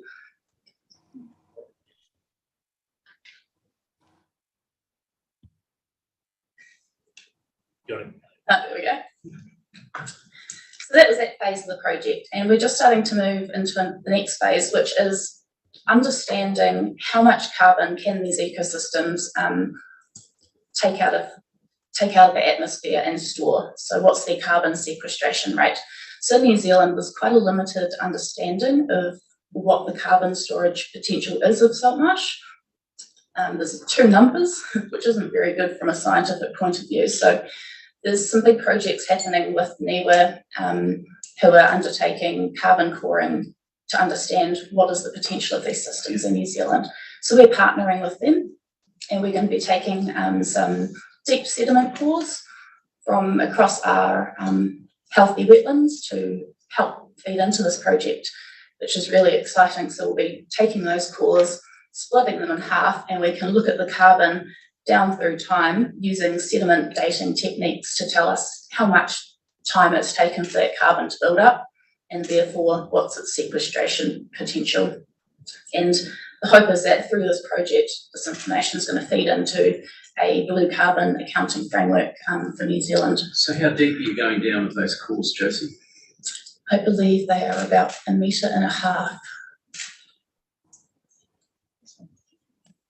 I'd have to get back to you on that one. So just wrapping up, these are the building blocks of unlocking that blue carbon potential for our region. We've completed this potential mapping. We're in the process of measuring sequestration rates. Our team is already well underway developing their expertise in salt marsh restoration. Other councils look to some of the information we've got on how we've undertaken these projects, so that's really exciting. And then that last step, hoping that we can support this national blue carbon framework. Thank you.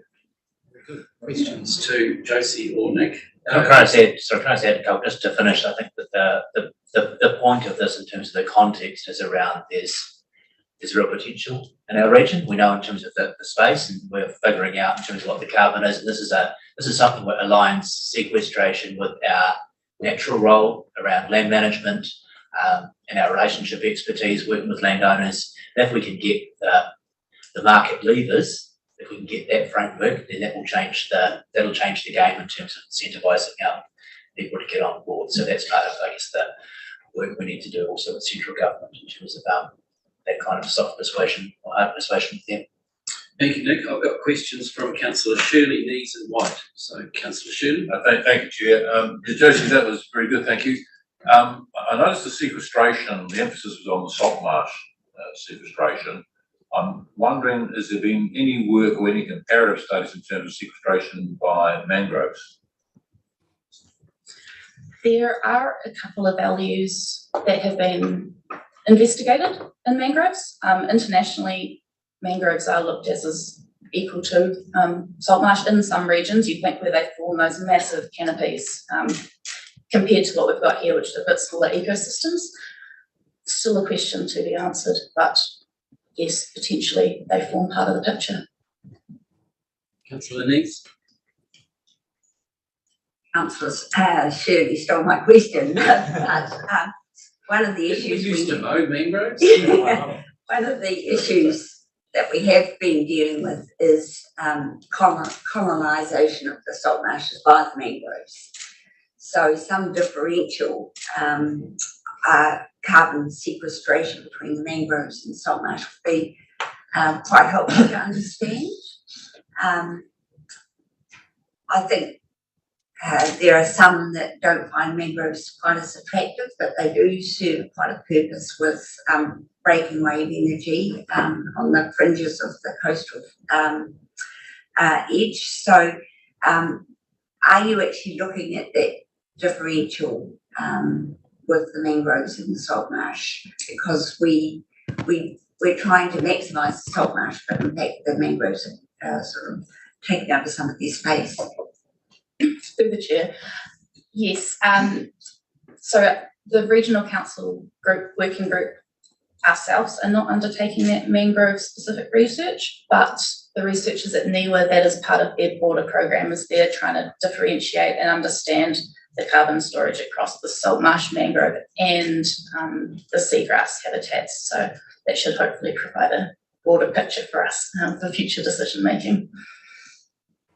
Councillor White. Kia ora, Josie. Enjoyed the presentation. Really great work you're doing. I noted in the notes that Tauranga Harbour and the Waihi Estuary were the two of the biggest contributors to the salt marsh loss over time.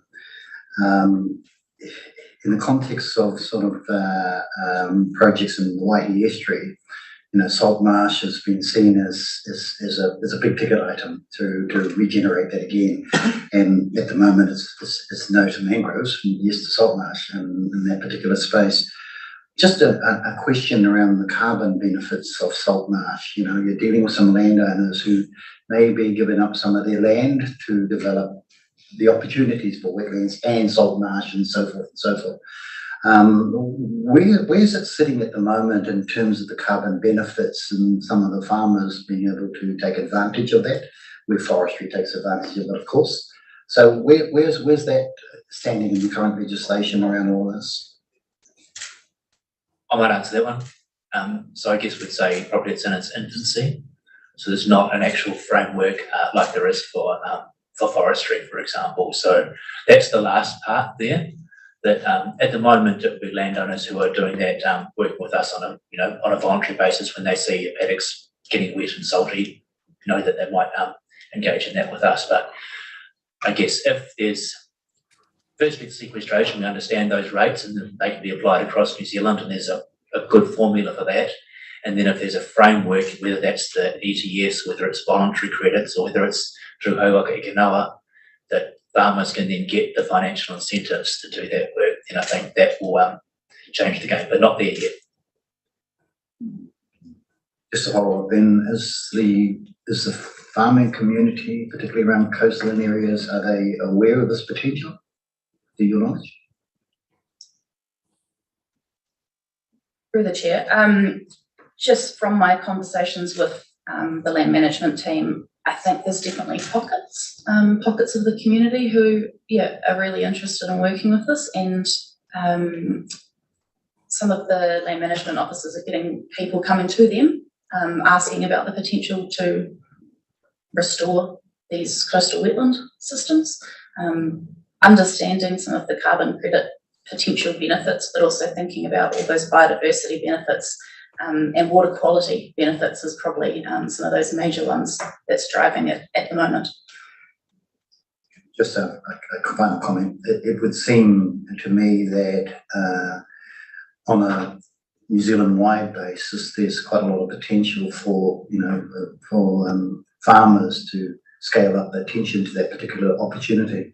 I think New Zealand is looking for all sorts of solutions that they can add to the, as opposed to just growing trees. This is quite a biggie if probably the farming community can hear the story a little bit more. Councillor McMillan and then Etty, and then we'll call it a close. Councillor McMillan.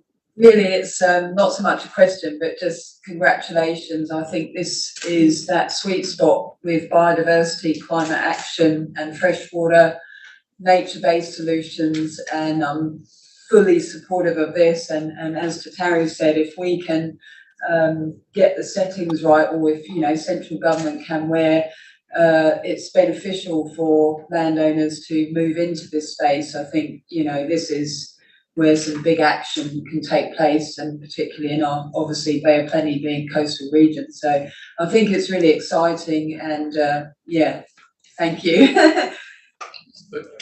Councillor Etty.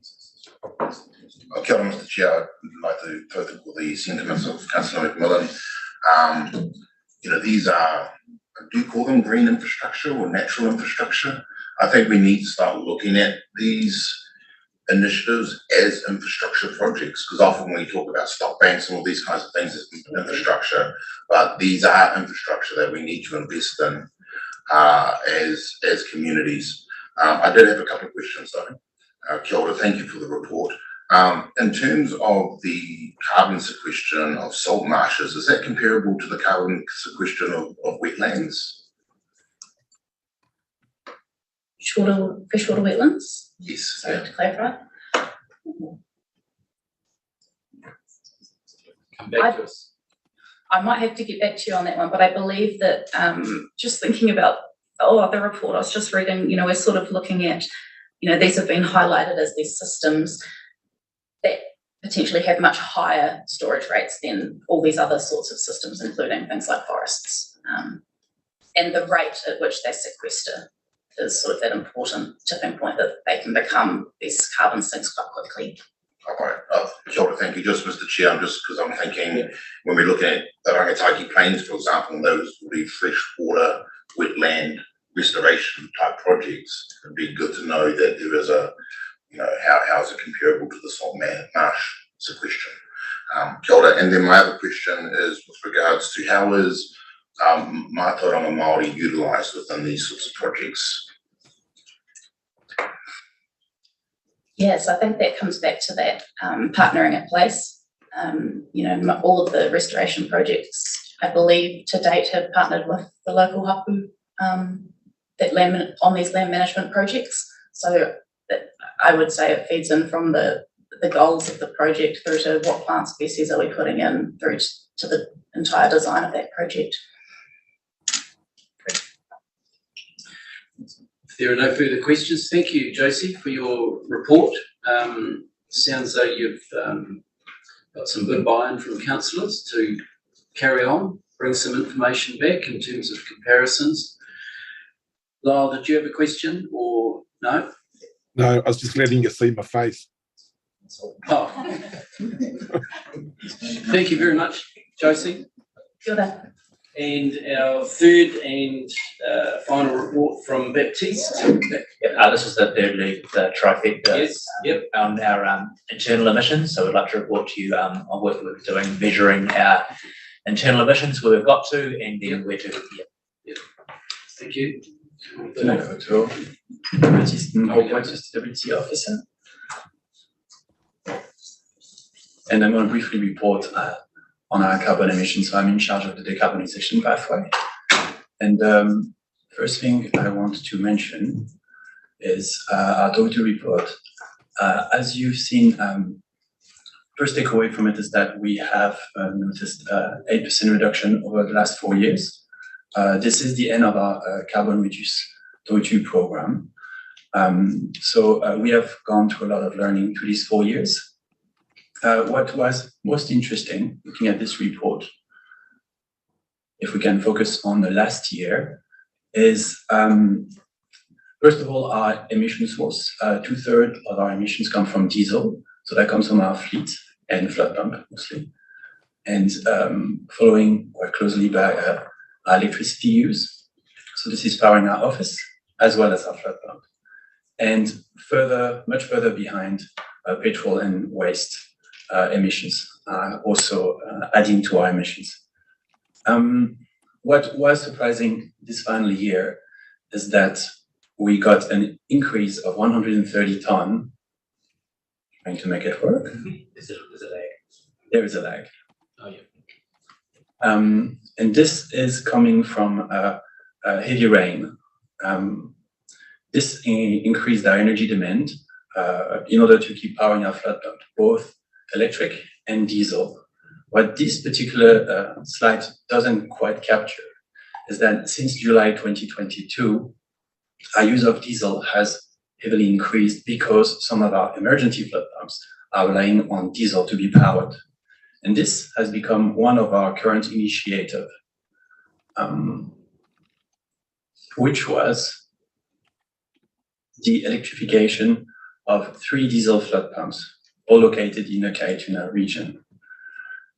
What we're aiming for is to lower the associated carbon emissions with the use of these flood pumps and potentially the current cost that we're incurring. This issue was detected early on thanks to our new monthly accounting system, which is our second current initiative, now completed. We are now able to provide regular updates, monthly updates on our carbon emission. And that's how we actually capture this very stark shift. What you're seeing here are the last 4 months of 2022 and different increases that were generated through the use of flood pumps.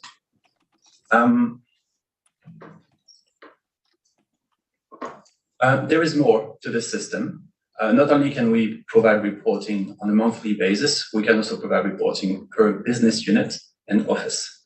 So that's going to be very convenient for us to start prioritizing our resource use in the future.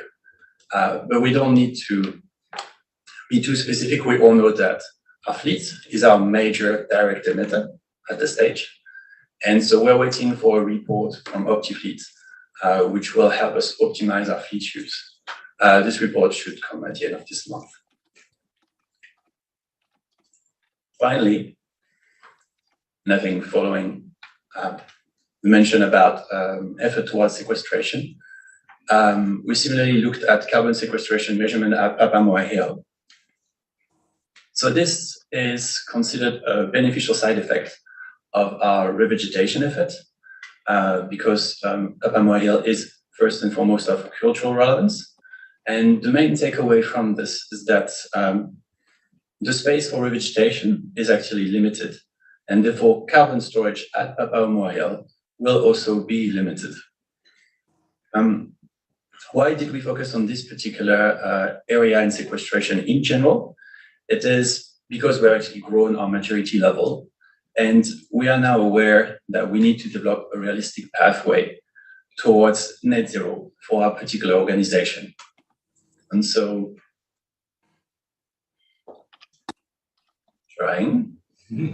here we are. Too far. Apologies. Here we are. So, as we all know, our goal for BOPRC is to be net zero by 2050. We clearly know now that this is not a straight line. Last year, we experienced an increase, and that might happen in the next few years. Decrease, increase, and decrease. So a straight line is not a realistic objective. Neither is our current KPI. A 5% decrease will not bring us to net zero. Back of the envelope calculation will prove it very quickly.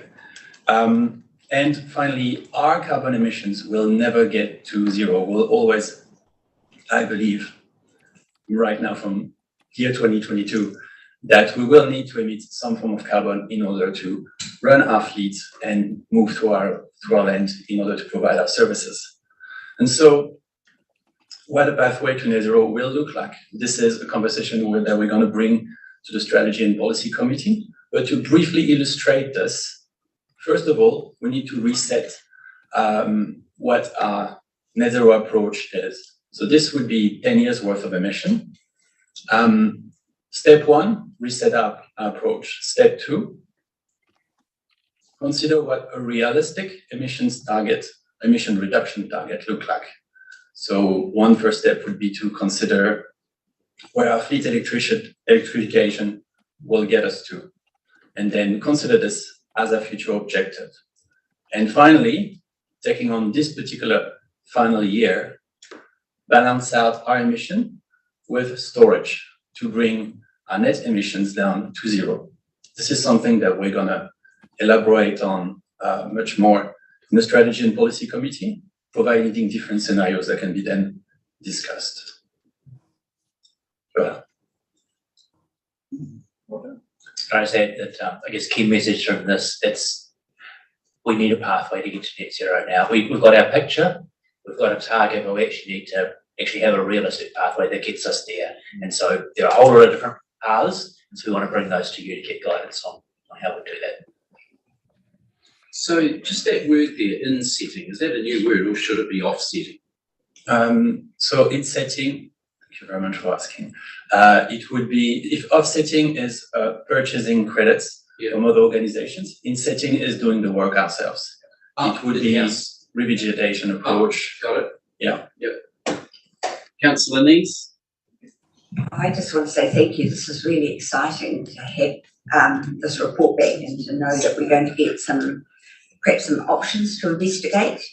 And just as Councillor McMillan talked about the sweet spot, that's an area that's really exciting to me, where we can get carbon offsets through planting, but also add other benefits back to both the environment and our communities. So I really look forward to you coming back to us. Thank you. Any further questions? No? Thank you, Baptiste. You've got a bit of work to do. So, Nick, that ends the presentations, but for your report, did you want to briefly touch on some issues? Because I'd like you to go back to that Pakenham Hills, the regional park one, because that's some really interesting information there in terms of what we plan to do to join the ETS scheme for that. So you just briefly touch about that. So we've got ECOS currently doing the maths for us on our current plantings and potential future plantings at Upper Lower Hills to figure out then with the different age structures and the different sequestration rates, and then how that would work in terms of registering those with the ETS. So not doing that and then bringing that back to you. So would that be part of insetting? Yep. Yeah, so thank you. Yeah. Questions on Nick's report? Councillor Easy? Yeah, I'm not that educated on the whole ETS picture, but I know the price of carbon has dropped recently, and I'm sure we're doing our calculations. But what is I guess I'm just wondering, what is the sustainability of the whole concept around the ETS? Is it something that is seen that is going to last the distance? Because I know there's a lot of conversation around that. Yep, if you could. I guess whatever happens politically, I guess we're kind of a little ship on the ocean in that regards, but nothing that we know in terms of the ETS disappearing, hopefully becoming more robust and bringing in other species types. That's what we'd like to see, is that suddenly there's the incentives which are highly in favour of pine plantations at the moment get balanced out with other species coming in, and the price will over time, you can only imagine that price will increase over time. But I guess with our Pakenham Hills example, it's a money-making venture that we're doing it. It's actually for those co-benefits. Any ETS credits we get on the side is like the icing on the cake. Yeah. Nick, just on page 50, so the Bay of Plenty Sustainable Homes Scheme, the grants. So a couple of weeks ago, just for clarification, Ruben, Marion Hinton was here to get some more money for Rotorua of $50,000 for the scheme. But I asked Ruben to clarify, she was $50,000 a year for 4 years to do about 30 homes, low-income homes. But in the Sustainable Home Scheme, you're underspent considerably. So that Rotorua money is just for those low incomes across Rotorua. Correct me if I'm wrong, Ruben. Can you just clarify for me? Yeah, thanks, Mr. Chairman. And so just to clarify, Marion came to council as part of the annual planning workshop, and you approved an extra $50,000 over what, $50,000 a year over 3 years to help out low income homeowners in Rotorua. There's some information in your agenda today about the Sustainable Homes Scheme.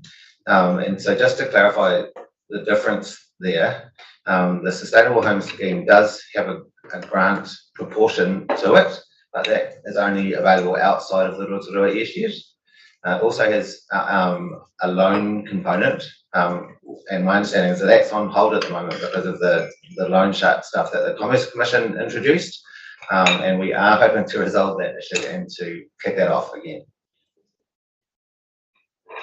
Councillor Von Dellison. Yeah, just a clarification, that you said that we approved at a workshop. We can't approve.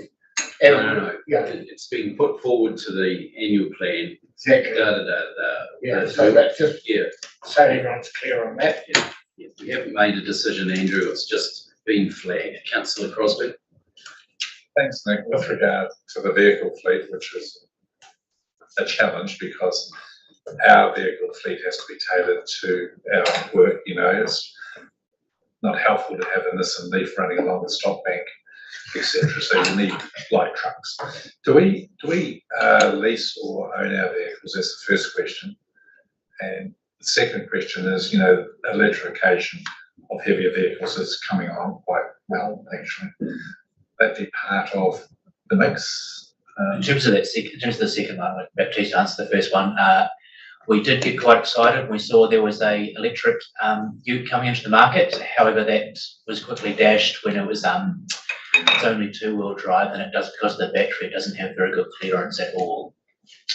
So no 4-wheel drive and no clearance was but that's, I guess it's the start though, isn't it? That's the first one to the market. There's more coming. Yeah, I agree. It's also been tested by staff, and it has not been particularly successful. Nissan Leaf was probably better than it. Do we own or lease our vehicles? No, we don't. No, we own them, don't we? Yeah. Sorry, do we own e-vehicles? Do we own or lease our vehicle fleet? A number of councils lease it. Yeah, we own our fleet. We own our fleet. Yes. Yeah. Matt Taylor's just confirmed we own all our vehicles. Councillor White, and then these. Yeah, just following up on the vehicle fleet, diesel or electrical. Sometime back we were talking about hydrogen that came across the table. Where's that at the moment in terms of the hydrogen initiative for vehicles? Because we had a big fleet of diesel buses that we were looking at one point. I can speak to that quickly there. One of the projects you may have seen in the dashboard is actually on the bus decarbonisation. So in terms of our buses, there is a project which is looking at what options have we got in terms of decarbonising our bus fleet. So that's a project which is going on. In terms of the whole hydrogen conversation, Katri, you're online. Thank you. Do you want to jump in here? Sure, through the chair. Kia ora koutou. So my name is Katri. I'm a transport planner at the Regional Council. So in regards to our bus decarbonisation feasibility study, that's a project that we got funding through the long-term plan. And we've just completed phase 2 of our work stream, which is looking at a range of options for decarbonising our bus fleet. So we've looked at 4 different options. So electric, hydrogen, renewable diesel, and biogenic methane.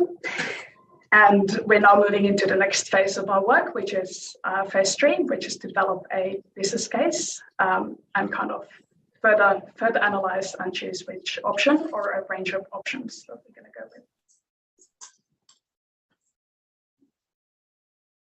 Okay, Councillor Nees, question?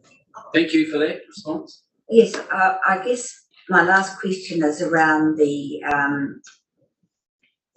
regional emissions percentage change that you've reported on page 48, which indicates that between 2015-16 and 2020-21, our emissions increased 12%, which is very sobering. So my question is, what are we doing to work with other organisations, other councils, etc., to try and develop some sort of strategy to claw that back, or to at least set some targets for us as a region? It's all going to be driven from central government, I'm sure, and we will be under quite a bit of pressure to develop a plan to achieve emissions reductions right across the region.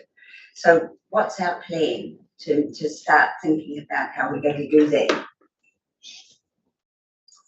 Through you, Chair, thank you for the question. I think that's a conversation for this table to have around what role regional council wants to play within that space. The regional greenhouse gas inventory gives a good baseline and a foundation of information, but there's a question that all councils around New Zealand are struggling with. It's like, what do we then do with that? How do we encourage our stakeholders and our partners within the different sectors in the community to work towards emissions reduction? We've seen the tourism industry, they're already doing stuff, but it's trying to get that coordinated approach and have a kind of support with facilitating those conversations. So I think really it's perhaps a conversation to be having when coming to the next LTP about, does regional council want to step more into that facilitation sort of role and proactive role in a similar way that we're starting to do in that adaptation space?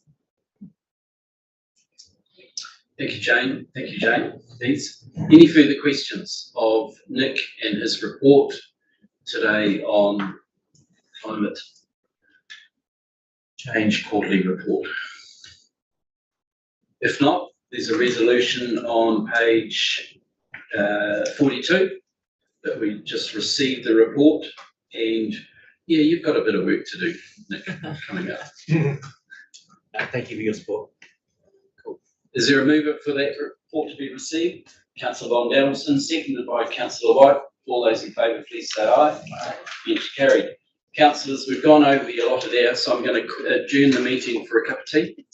So we'll, it's 11:25, we'll come back at, well, it's probably realistically 11:45. 11:40, 11:40. Thank you.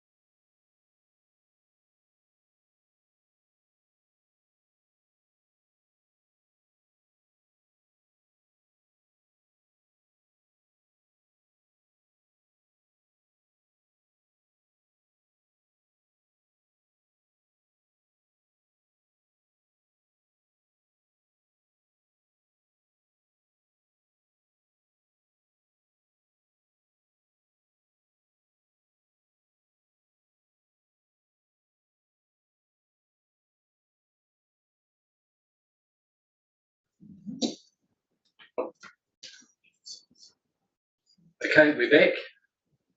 We're on page 54, Compliance Activity Report 2021-22. Sorry. How are you, Alex? Your report on page 54, please. Thank you, Mr. Chair and Morena councillors.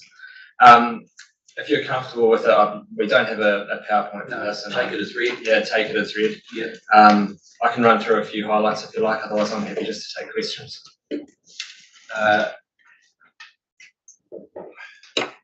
There's a summary on page 59 of some of the prosecutions and eventual Environment Court hearing. The one on Teo Faulkner, he was the chap who put a whole lot of concrete waste in the harbour. Has that been removed? No, it hasn't. At the moment, we're still trying to progress that with the landowners and some other parties that were involved in the concrete getting there. Yeah. So that's an active, not a prosecution, but it's being worked through. Okay. Thank you. Any questions to Alex on his report? Yes, Councillor McMillan. Just about the dairy effluent one saying 63% were poorer than last year. What can we do about that? Are we able to up our inspection rates on that, or what's the strategic plan to overcome that? Yeah, thanks, Councillor McMillan. It's certainly something that we don't like seeing, and that it's been trending downwards for a couple of years now, which is concerning. What we do with dairies is we have a risk rating or a risk profile attached to all the consents. So ones that we see are continuing to behave poorly or that we take enforcement against, they'll have their inspection frequency increased. Whereas we sort of reward good behaviour by having less frequent inspections for those that generally manage their systems well. We do also see that it will follow through to generally the enforcement side of things as well. If you have poorer compliance, particularly the significant non-compliance, then you will start to see that outcome come through there, and that hopefully pushes a deterrent message too. We will look at some other things as well, like working through our dairy stakeholder groups to try and look for ways to improve behaviours and improve compliance and get a better understanding of what's required under these consents, and maybe provide support for management of effluent ponds or for guidance around how they need to be managed. So we've got some plans in play to try and do that. Yeah. Councillor Nees. Thank you. We've just recently invested more in monitoring permitted activities, haven't we? And I was concerned to see that there was a 33% non-compliance from the inspections that you monitored. So the so what for me is what are we going to do about that? Is this an awareness campaign that we need to put in place so that people are actually aware of their responsibilities if they're undertaking permitted activities, or is it we need to put more resourcing into it? What are your suggestions? Yeah, that's a good question. I would say that high level of non-compliance isn't entirely unexpected. So the reason we are resourcing monitoring for those particular permitted activities is that we had an expectation there was quite a high level of non-compliance to start with. Without wanting to jump on one thing in particular, but the case in point is to look over an aerial of orchards and you see only a handful might have consents, and that kind of tells you that something's going a bit, there's something to find out there. In terms of actually following through to a change, we are putting out comms with NZKGI and Zespri, so we're trying to reach orchardists through those channels. Those sites that we have found that are non-compliant, we are bringing back into compliance and or looking at enforcement to address those issues as well. So we do have plans in place. One thing I would suggest is that it is a little bit of the tip of the iceberg. So at the moment, this is the early days of our strategic sort of approach to permitted activity monitoring. It's something that the new legislation will drive us to be more and more involved in. So I would expect to see that function need to grow over time. Councillor Shirley? Yes, thank you. Referring to page 57, the table we've got there, the standout significant non-complier is municipal wastewater. Can we leave that to the next one? Oh, okay. Yeah. Right. Yeah. Good question. Alex is prepared for the answer, but we'll leave it for the next report, please, Ken. Right. Just in terms of, I know this is a 21-22 report, but I'm looking at page 57 and all the different activities, and in there you've got forestry at 0 significant non-compliance. And I'm thinking, oh yeah, good. Since this year, have we had any, I'll say slash runs similar to what's been in Hawke's Bay, East Cape, East Coast in our territory? Not that I'm aware of at this stage. We have had some forestry site failures, but not necessarily looking like they were big debris flows or slash flows. The other aspect that you do see with events like this is obviously wind throw that can also mobilise rather than the slash byproduct. There's huge wind throw in central North Island, you know, as a result of the wind. 3 weeks ago. Yes. Yeah, massive. Councillor Von Dadelson and then Councillor Campbell. Councillor Von Dadelson. Yeah, thank you. The forestry one interests me. I mean, I said the other day, 7,000 tonnes came into the Matahina Dam in the Edgecombe floods. If those logs had come down from the dam, if the dam hadn't been there, there would have been huge loss of life. So I don't think we can be complacent and say there's I just can't believe there's non-compliance. There's no non-compliance in that sector, and we actually need to put a magnifying glass like everybody around the country to make sure that we are on top of this, because as I say, if those logs got through, and they were big trees, and both the 204, 207, and 219, I think it was the Edgecombe one. So it happened 3 times. I think that review of the Crown is going to do of forestry slash in the east. But there's lessons for us, Absolutely. even though we haven't been caught ourselves. Absolutely, we've got to actually be ahead of the game. Yep. And the other thing in this report, I love your report, but I do like to see trends, and you've given a trend there at the bottom of 57 on compliance inspection results, but that the complying, low, non-compliance, moderate on a sector basis, I really need to understand, are those individual industries, are they on a trajectory up or down, or just flatlining? And I think we can do a bit, not more, because I like that graph, but I think we can do something to give us some trend analysis as well, if you could. Yeah, I mean, you can see it with the percentages, Andrew, but you want a year-by-year percentage. Yeah, well, I want to know if where the trend's going really. Okay. We can modify our graphs accordingly, Alex. Yep.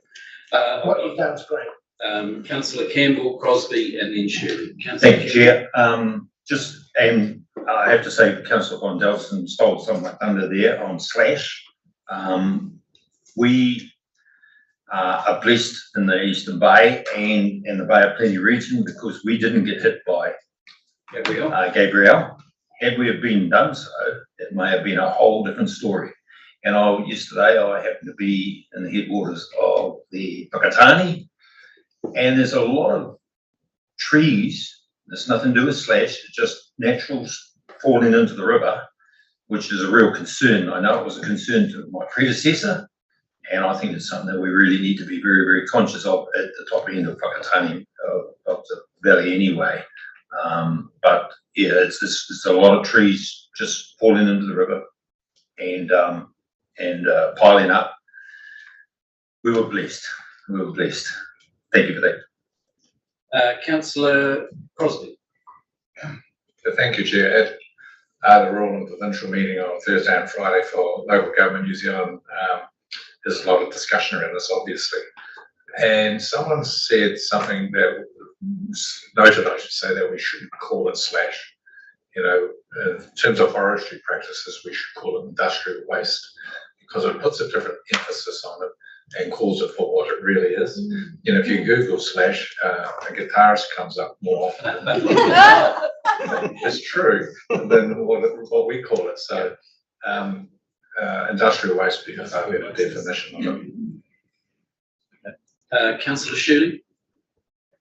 Yes, I think, you know, just back to the slash issue, we actually did get that. I had a day last week with a number of landowners around Te Puke. They took me all around. We went up number 3 road and saw the bridge. And it was actually accumulated pines. There are wilding pines largely in the catchment, and it comes back to catchment management. They showed me correspondence where they've been arguing for the council to do something about it for years. They had 5 years of sort of complaints and correspondence, and these debris dams all gave way, and that's what caused that event at 2:05 in the morning, took the bridge out. It's also a wall went down and took out the railway. So we did get it in a localised way. It just comes back to that catchment management, and the locals had the local knowledge. They knew it was a risk, and it happened. So there is lessons for us there. They had all sorts of proposals. They've right the council say go and cut them up if you can't take them out, because when you get the whole log virtually coming down in the culvert, it does a lot of damage.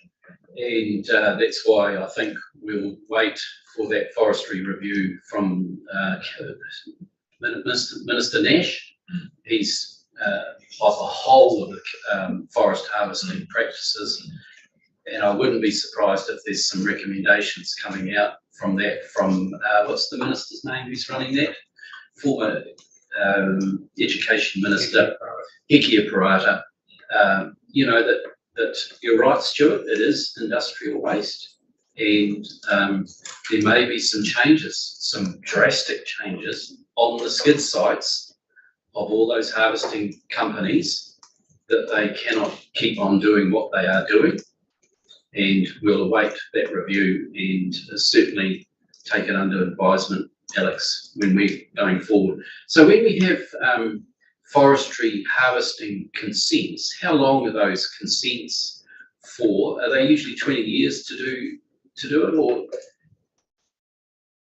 So, Ruben might actually be able to provide more advice on this, or at least correct me if I get it wrong. My understanding is that consents for the forestry will often just be for the harvesting phase. They won't capture the full 20-year cycle. Right. Okay. There are also permits and activities that are provided for under the National Environmental Standard for permitted forestry as well. Yep. So if there's new rules coming out from the Crown as a result of this review, they will be imposed immediately, or if it is a Crown rule, they can be imposed, can be immediate response to harvesting companies. I'm flying a flag here, Ruben. Yeah, you're absolutely right, Mr. Chairman. Any changes to that NES could apply, and we will have a report back to this committee later in the year about our role and just the way that NES works. Yeah. Okay. Thank you. Hold on, Councillor White and then Councillor Eadie. Councillor White, yep, go. Yeah, no, I totally agree with you. There's a review going on. We should all wait for that, and I'm sure that range of consents will be tightened, no doubt about that. I've been involved in some of the conversations to the side and seen some very interesting pictures around pre-pine forests where all the slash was native. And wasn't a pine tree in sight. So it has been happening in a natural course. The problem is, of course, that we've got structures now that aren't natural, and we have to protect those. So there is all of that in the context. It is not the forestry per se. It is the management of that forestry. And these are the conversations that no doubt the government or the committee are looking at all of these options, but it does need a resolution, and we'll all look forward to that. Okay, thank you. Councillor Eadie? Kia ora, Mr. Chair. My concern is that given what's happened recently and the vulnerability of some of our communities. And if we're waiting on central government to come back with their decision, ultimately at this point, this organisation is the one that is responsible for the consenting of the forestry plantations. I certainly want to be reassured by staff that, because these questions have been put to me about where are the pockets of these industrial waste sites? Are there any? Because if we have an event next week and a bunch of this industrial waste comes down and takes out infrastructure, takes out houses, whatever, we're the lives. We are the ones, we're the organisation who is responsible at this stage. So I just want that reassurance from staff that there are no pockets, that everything's been done to be able to assure our communities that we've done everything without waiting for central government to make their decision. What is the current stock take of this industrial waste around our Rohe? Kia ora. Who wants to answer that? Okay. Thanks. Yeah, I think it's worth noting that alongside all of this, whilst the review will definitely prompt some changes, or we hope it will prompt some changes, we also believe that we do have a very robust monitoring program in place for forestry here in Bay of Plenty. We were arguably a few years ahead of the East Coast when it came to enforcement against some forestry providers, which resulted in pretty significant change back in, I think, around 2005.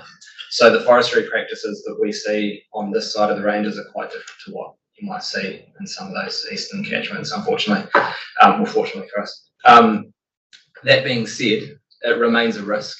There are still operators out there that we know don't necessarily do the best job and do need to be sort of sat on to try and improve these things, and we'll keep doing that in the meantime while we wait for this review to happen. As Ruben pointed out, there will be a report coming to this committee shortly that provides probably a more detailed look at just how the forestry program works here, what we cover, what we know, and where perhaps we can look into it a bit more further to cover off those risks. Mr. Chair, do we have a time, through you, Mr. Chair, do we have a timeline for that report on more details? If there are operators out there who we should be sitting on, what is the risk is what I want to know. So just to confirm, if there are operators out there we need to be sitting on, we'll be sitting on them now, and we'll continue to do so. But Ruben can probably touch on when that report will come to this committee.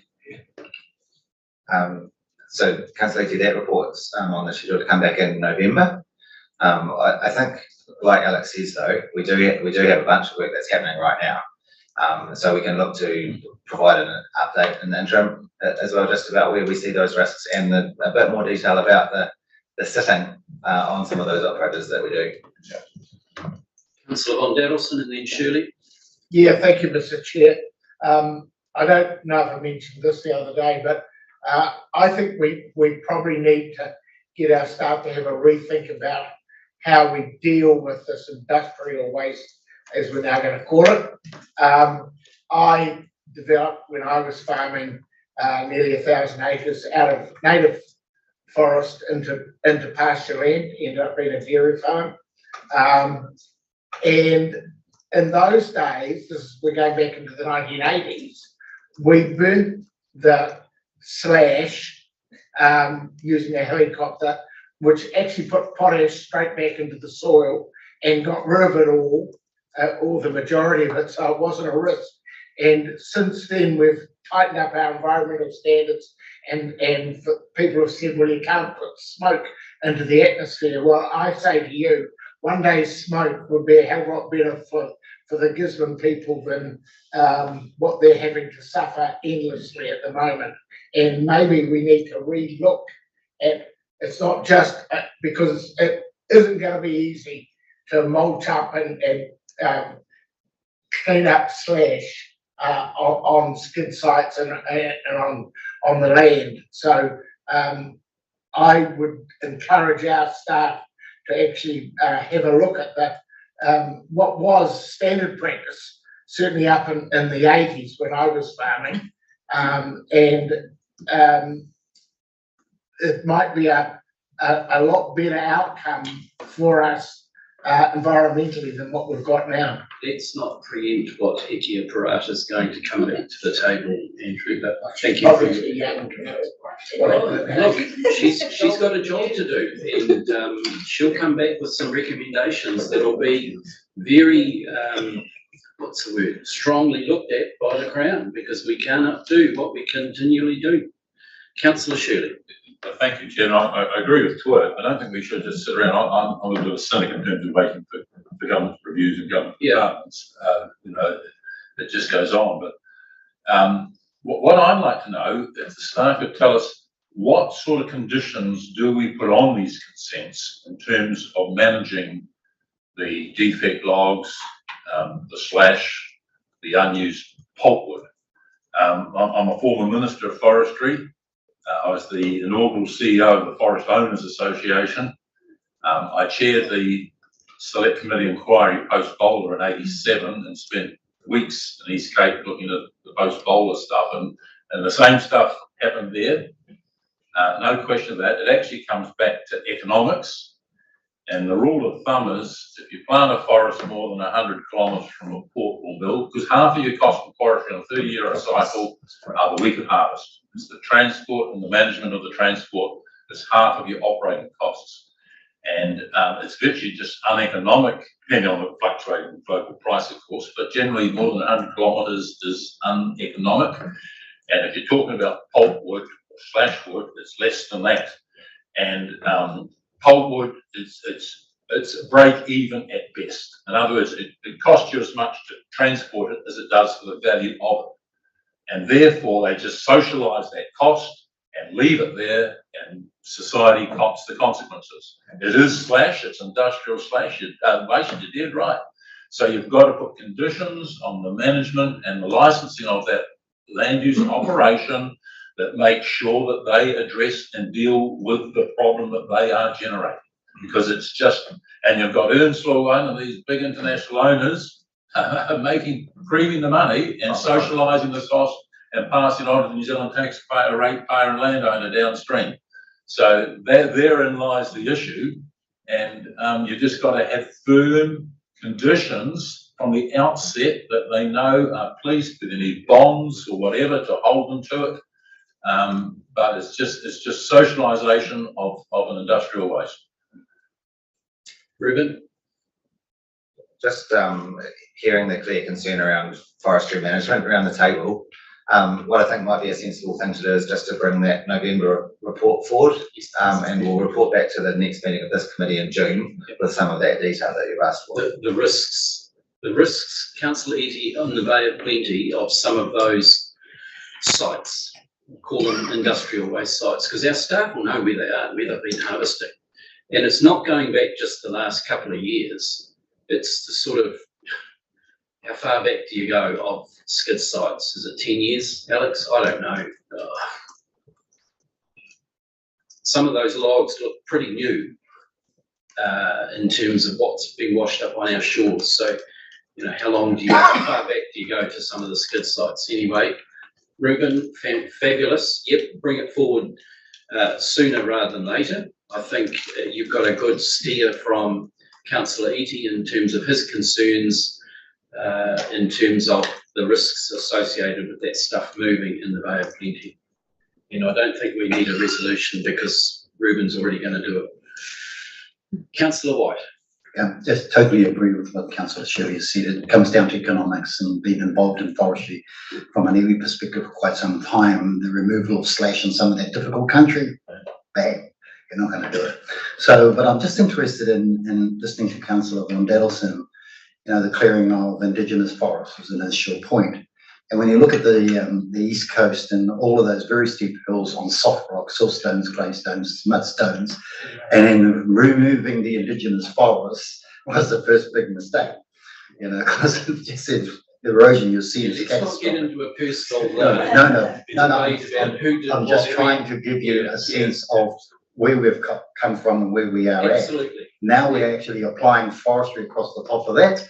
And as Councillor Shirley said, the economics of removing the slash makes it. Can I say, Mr. Chair? No, we're not going to get into. No, I'm not. I'll just let you know that it was Maori land that I declared it, and it was a requirement of the lease, so, it wasn't. Hold on.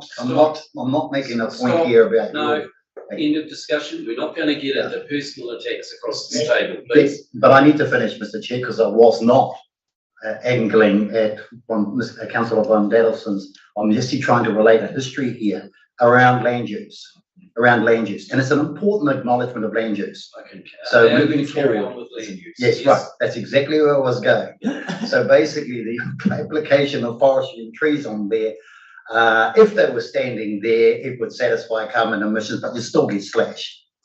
You'll still get slash.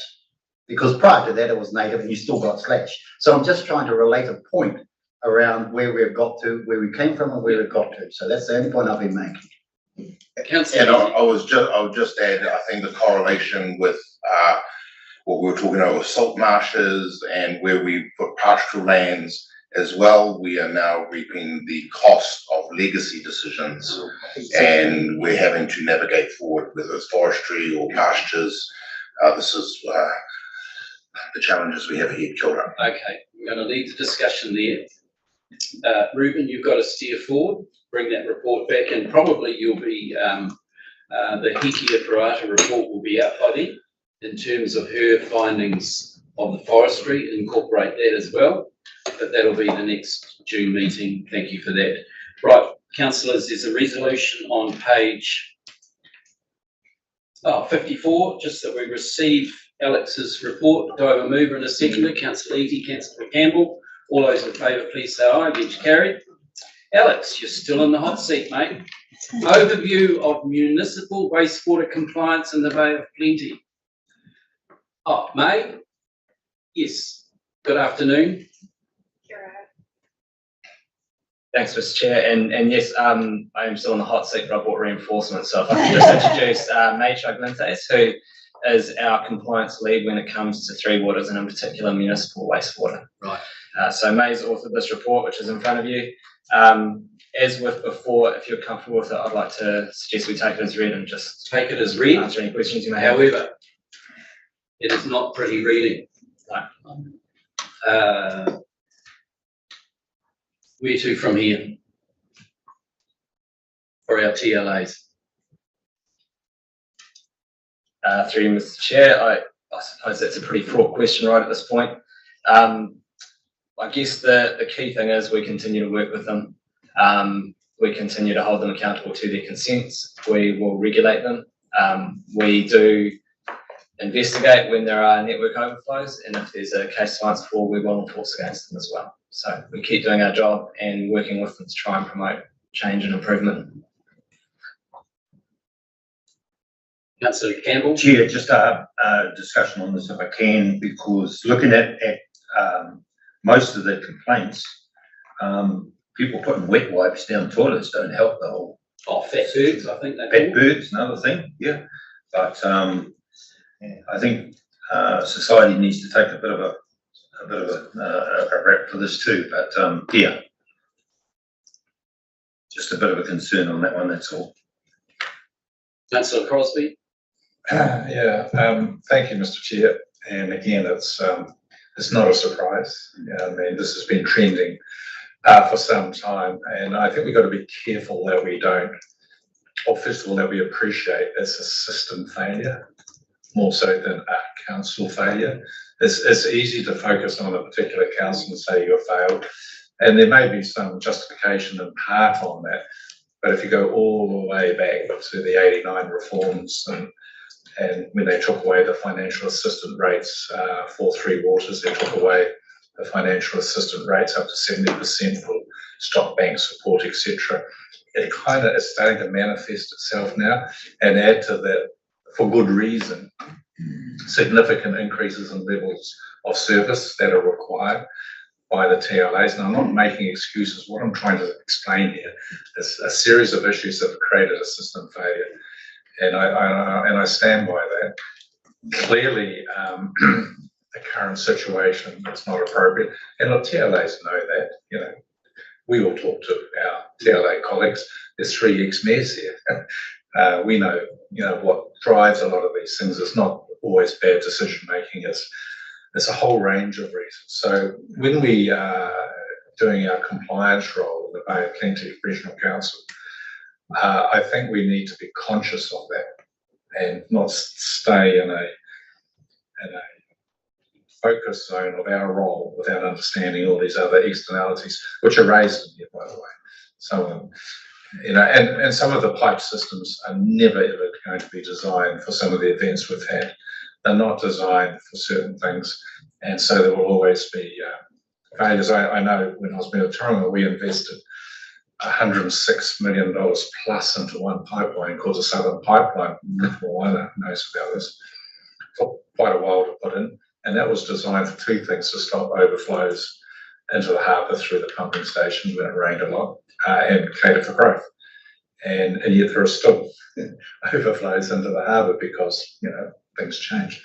So that's the only comment I'd like to make, is that we need to understand, and maybe that's a piece of work for another day, the whole system and what's actually breaking down from a historical perspective. And looking ahead, clearly we have Te Mata Arawai now, the new independent regulator, which will have a role in wastewater. We have a role in wastewater, as do sometimes others. But having a regulation is not going to fix a problem, actually. It's like saying you have to build so many houses a year. Well, if the system isn't conducive to building so many houses a year, it just doesn't happen. So I think we need, as a regulating council, to have a really good, deep understanding of what the drivers are, and maybe we can have a role moving forward in addressing some of the failures in the whole system. Sure, we could all talk at length about this, but that's just the point I want to make. Just be very careful about beating up our TLA friends. It's actually a bigger problem than we think. Councillor Easy? Just a question to Councillor Crosby. What are the main drivers to this system failure? The two biggest ones are actually funding, capability and capacity, and they are increased levels of service. So if I looked at those three, to give you an idea of what I mean about increased levels of service, some of them mentioned in here. If you look at drinking water, in the day we'd suck it out of a stream, put it through a gravel sand filter, put a bit of chlorine, sometimes fluoride in it, send it on its merry way. I know Tauranga City was the first to do microfiltration, first in Australasia, to make sure that Giardia and Cryptosporidium wasn't in the water supply, which is two nasty parasites. So again, good idea, had to be done, high level of service. If you look at wastewater, to be frank, when I arrived in Tauranga in 1966, in Chapel Street, we'd take the chunky stuff out and stick it straight in the harbour. Not now. It goes through about 7 different treatment stations, processes, including a cultural one, which is good, but it costs a lot of money. And so that's what I'm talking about, levels of service. Stormwater now, generally you pre-treat stormwater. All the new subdivisions here have pre-treated stormwater. That was never heard about. There's a massive operational cost in that, and digging it out and removing the sediments, etc. Good thing. No one's debating that, but it costs. And yet the funding tools for local government haven't changed since the late 1800s. In fact, I would argue they've declined because governments of the day did have financial assistance rates for all those.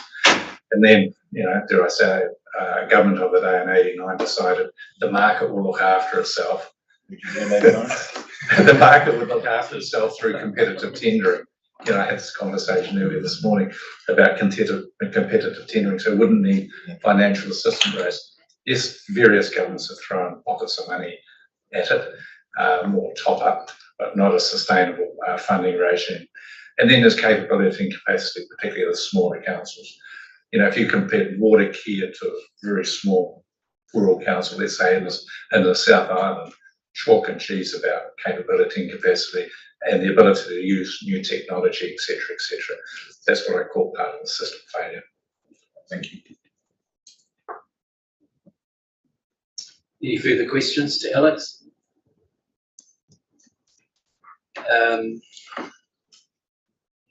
Just with the network overflows, page 66, we've had a few of them. contractors punching holes in pipelines right across the bay. All the TLAs signed up to this best practice. You talk about best practice guide for TAs to follow in the reporting and management of overflows. Is everybody signed up to that? Yes. So that was developed alongside all of the TLAs as well as Toi Te Ora, and they have all signed on to that and largely implemented. Right. And another question from me, Rotoiti Rotomar, wastewater treatment plant, it's brand new and it's non-compliant.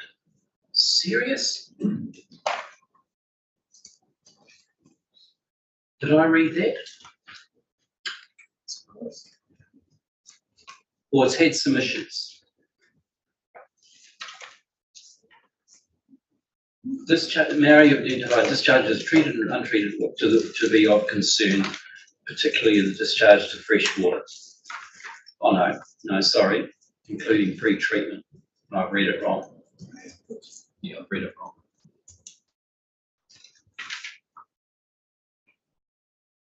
So yes, you are right. There is a couple of low risk non-compliances in relation to that plant. Largely, it looks like they're around the nitrogen side of it. Yeah. Just the way they operated the plant, new plant, not quite coming on stream properly. I think one thing to remember as well is that with things like wastewater treatment plants, much like large industrial sites and their consents, they have a hell of a lot of reporting against their limits. And while those limits are in place as limits that aren't meant to be exceeded, the sampling on the day may have variation up and down over that, and occasionally something will go up and over. And to us, what's important is seeing how they respond to that and whether or not there's any immediate impact as a result of that single non-compliance. If we start to see repeated trends of breaching those limits, then things might have been in early days. Could well have been.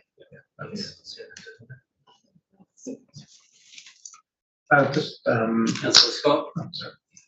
There's a couple of references in your report to consents that have been applied for a long time ago. So for the one example on page 25 of the report, page 94, regarding RDC, which was about July 2021. So we're a couple of years past that. So updates would be interesting. But really my question is, that was referred directly to the Environment Court. Is it, what's the trigger point that does that? Ruben might be able to jump in on this, but my understanding is RDC actually requested it be referred directly to the Environment Court. Is that right, Ruben? Yeah, that's totally right. So an applicant can ask us, the Regional Council, to agree to refer something directly to the Environment Court. And in that case, RLC lodged an application to discharge treated wastewater into the lake. We agreed to refer that to the Environment Court, but once RLC saw our report, which recommended decline, they said, right, we're going to fall back from that. We need to do a whole lot more investigation. And my understanding is that they've made some real progress towards continued land-based application in the forest over the medium term, and are looking for other land-based opportunities longer term. And when that went to the Environment Court, there was a huge community backlash about putting discharge from wastewater directly back into a lake. And so they withdrew that application and start again. Yeah. Councillor Nees. Thank you. I was just reflecting that we see the figures about the number of overflows, but we don't actually see the impact on the community. So very aware that over the summer period there were a lot of beaches up in Auckland that were unswimmable because of sewage overflows. And it would be quite nice to see the so what after this report, because I'm aware that Pilot Bay, for example, was closed as a result of some overflow for a short period of time. So it would be quite good to see the link between our stats on recreational water quality and the sewage overflows. And I don't know how possible that is, but I think it would be a useful piece of the puzzle to see in this report. We can certainly try and incorporate that into future reports on this. And I can see it now on page 96, in Rotary Rotomar, there was some nitrogen exceedances in the effluent sampling. So that's where I saw it, but they fixed it, so that was good. Right. Alex, have you got enough from us? The alarm bells went up, the heckles went up, the hair on the back of the spine went up about reading this report. So, not that we've got a lot of recommendations for you, but I think the pressure's on from our community to do better. Our TLAs have to do better. And yes, Councillor Crosby, it costs a lot. Okay, there's a resolution on page. Oh, we're just receiving the report of the municipal wastewater compliance in the Bay of Plenty. Do I have a mover for that? Councillor Neese, seconded by Councillor Scott. Any further discussion? All those in favour, please say aye. Carried. Thank you, Alex. Thank you, May. Right, moving on to Mount Maunganui Industrial Area Update. We've got Rhys Irving and Stephen Mellor. Afternoon, gentlemen. Is it afternoon? Yes, it is afternoon. Good afternoon, councillors. Stephen. Yeah, kia ora, everybody. This is another of our regular updates in respect to discharges within the Mount Maunganui airshed. For the new councillors, just a bit of a refresh here is that we regularly report back on the work we're doing in compliance and with other teams throughout the airshed, and perhaps a particular highlight is that the community said that they're experiencing elevated levels of dust and other discharges, and that the regional councils have come into this space, and we've been doing a lot of work over the years in respect to NES discharges and the number of exceedances we've got, and we're showing a real downward trend. Another highlight is that although we reported in the exec summary that we've had 2 breaches in this last financial year, it's actually 1. We had a review of the data via the contractor, so we're actually meeting the NESAQ, the air quality standard. Don't say that too quickly. Yeah, I'm sorry to put that on record, but I'm confident we have some elevated levels down last Friday, and we just get the team immobilised. We get down there, we work with industry, and in that particular case, they closed the shed down, and the levels dropped off straight away. So that's how active we are in the space. That's where we're being as proactive as we can, and fingers crossed we don't get one this year. I'll take the report as read and take any questions. Councillor Neese. Oh, thank you. I see that there was a report to the advisory group, or the working party, on the potential or the interim judgment on Plan Change 13, and from reading the minutes, it seemed to me that it was likely that all unsealed yards were going to have to be sealed. Did I read that right? And if so, what area, how many yards are we talking about that are potentially causing difficulties with dust? Kia ora, Councillor Lees, through the chair. We are doing a mapping study of that at the moment. It's in progress, so we should know pretty much closely to the square metre exactly how much unsealed land is still there in the industrial area. The interim judgment does make mention that obviously fugitive dust and PM10 from unsealed yards is a concern, and we are kind of looking at there is benefits to seal unsealed industrial land, but also the permeability with high rainfall events. We are going to lose a degree of ground soakage, so we are weighing up those 2 sides of that coin as well. But we will, within a month, we will know exactly how much unsealed land we have. We're going to report that back to the court by the 27th of March. Cool, thank you. Any, Councillor McDonald? I just want to ask a question. Had they committed the 2 breaches within the 1 year, what would have happened then? We would have reported those breaches to the public. We have to notify it in the media. If we'd investigated the particular case I'm talking about is very complex because it's one parcel of land. So our rules talk about boundaries and dust going across the boundary. So what we've done now is we've suggested that we're going to meet with this particular business because we've highlighted kind of a wind issue, the kind of logistics that's going on site. So we're going to push them through some improvements so it doesn't happen again. But if we're considering enforcement, our particular rules don't really help right now with this individual case. But Councillor McDonald, the rules are for an air shed, you can have one a year for 5 years, and then the air shed is. We require no exceedance of the standard for 5 years before we can deem it unpolluted. No exceedance. That's why I asked the question. And under the NES, they can't exceed 2 breaches, that's not my understanding, or can't exceed. We're allowed one a year. One a year, Yeah. but in this instance, it would have been 2 if it had stood. That's Under the NES, that was disallowed, and hence my question, what would have happened? Sounds like not much, is the answer. With all due respect, I think we would have, like I've suggested, we do work really closely with this particular industry. We were messaging and using every tool that we had, and we would have worked with them to make sure this didn't happen again, because we found evidence of the dust discharge, we were able to photograph it, and we were able to communicate them with them on the day. So we would work really hard to make sure that we didn't get another 12-month exceedance from that one site, because we've managed to gather that evidence.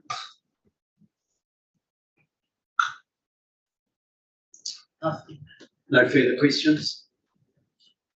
Okay, there's a report, a resolution on 6.7 that we received the updated report on page 134, and we received the minutes. Well, no, we don't really have to receive the minutes of the Air Quality Working Party. We just note them for our own use.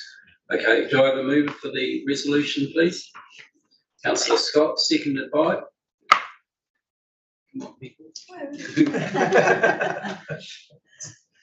Councillor Nees, I'll put that resolution. All those in favour, please say aye. Gets carried. Right, moving on to weather events.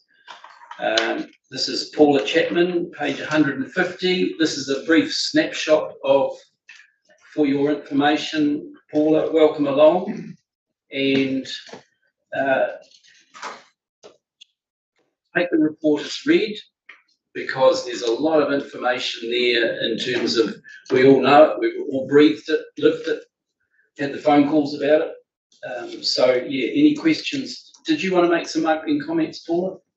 Kia ora koutou, Chair and Councillors, just to note that this report has been brought together through the flood management team, from the Rivers and Drainage Operations team, and through EDS. So there's a whole lot of information, as you've noted, across the various areas of council in there. Yep. And you can see our lake levels, river levels, damage, some of the rainfall figures just out of this world for already this year across the catchment. And, you know, particularly pleasing to see the likes of, for example, Lake Okirika. If we hadn't have done what we did 5 years ago in terms of the new outfall from Lake Okirika, that place would have been underwater. And so the work we did, the money we spent into getting more water out of the Lake Okirika catchment down and through Waitangi stream into Tarawera was certainly, and the locals know that.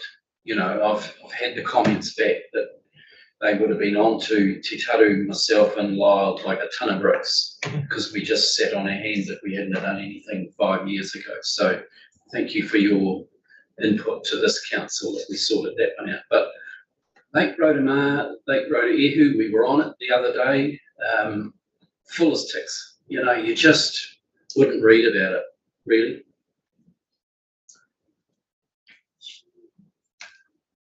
Any questions to Paula?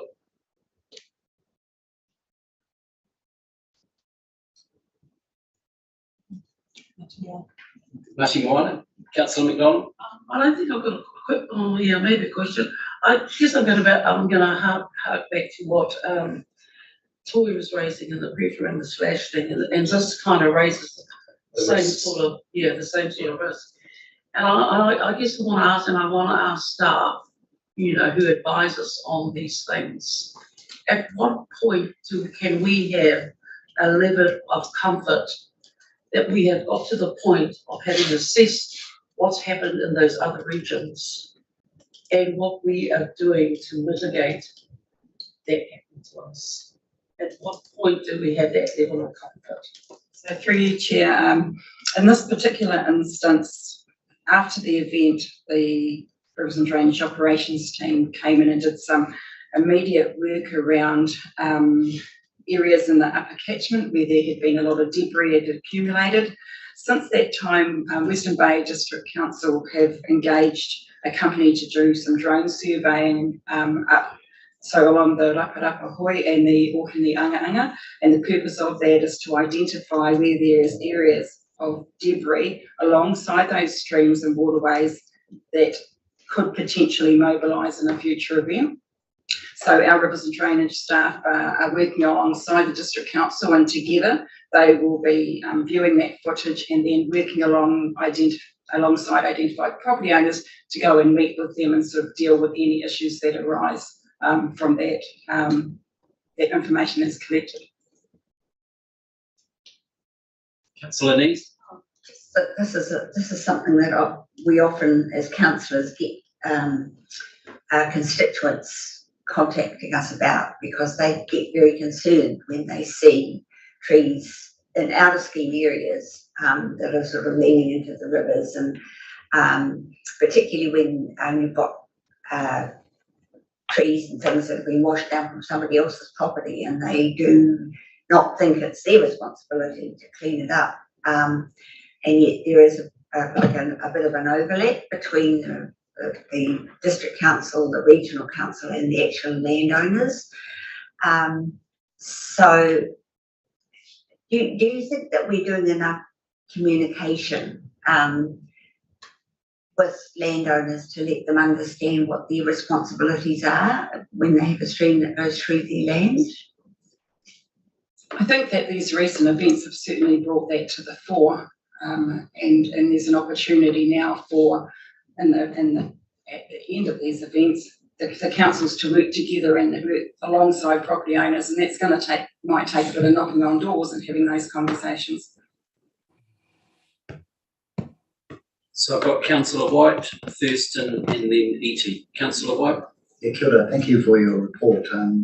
Interesting is persons whose people live beside the Oho Channel, and looking nervously at it and all the ponding that happens, and thinking, well, it's a blessing that the gates are open and full bore at Okere.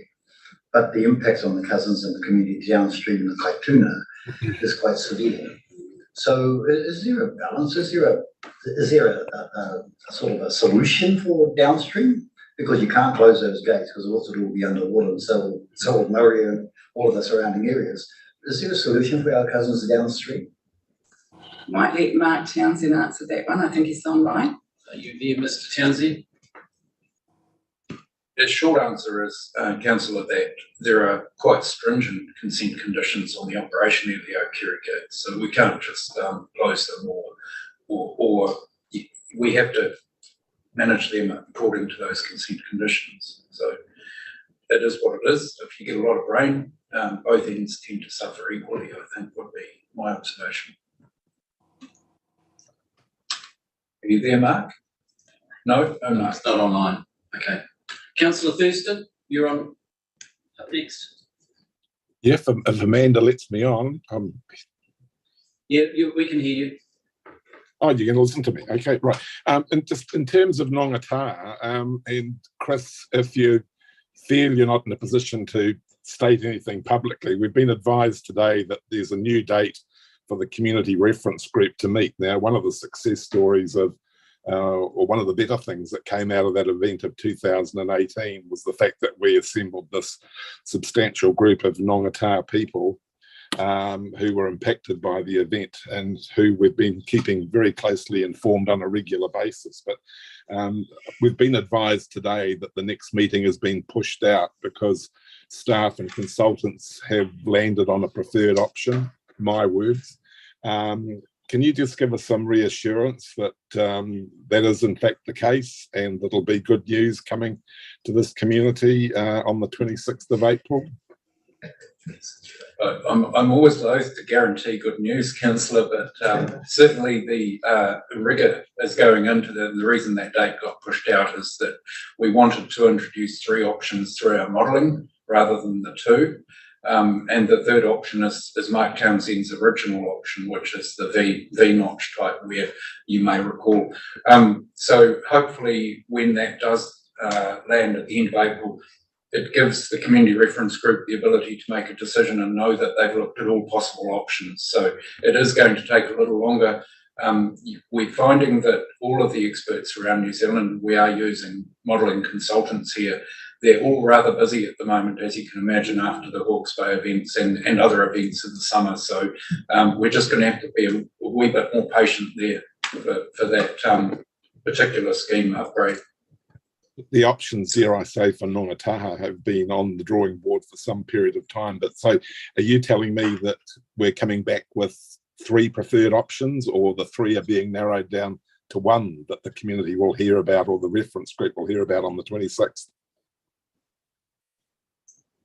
I'd rather wait till we have the meeting to talk about which of them is a preferred option, because that's not just up to the technical people. Chris, I respect that. I know we're on a public Zoom. I respect that, Chairman, though. That's all I want to say. Thanks, Lyle. Councillor Eating. Kia ora, Mr. Chair. During Cyclone Gabrielle, I received an email from actually the Edgecombe Urban representative on the advisory Rangitaiki River Advisory Group concerning the communications around the Rangitaiki. Of course, in Edgecombe, you are dealing with a community that has a post-traumatic stress. Still very anxious. Very, very anxious. I think it's so. I did forward that email on to our staff, and that was good, and they were able to connect through her to the various community notice boards where a lot of our constituents congregate. And so in terms of social media, I just think it's just really important that we step up our game in terms of communication, in terms of comms. So the communication was, particularly with Edgecombe, was people were concerned because they could see the Rangitaiki rising. They could look out their window and see it rising, not making the connection with regards to what our team are doing with the Matahina Dam owners in terms of releasing water, and that they're on top of it. Basically, that we're monitoring it, and that we have eyes on the ball.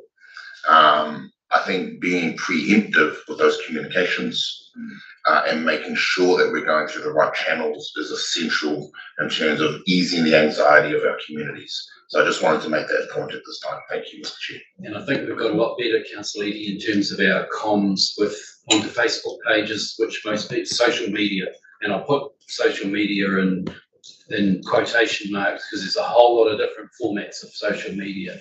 Because that's what people read. They don't see the newspaper or the radio, but they're on their phone. And so I think we're on the Kia Kaha Edgecombe website. We're on what's the one for Nongataha? Can't think of it. There's one in Rotorua we're on.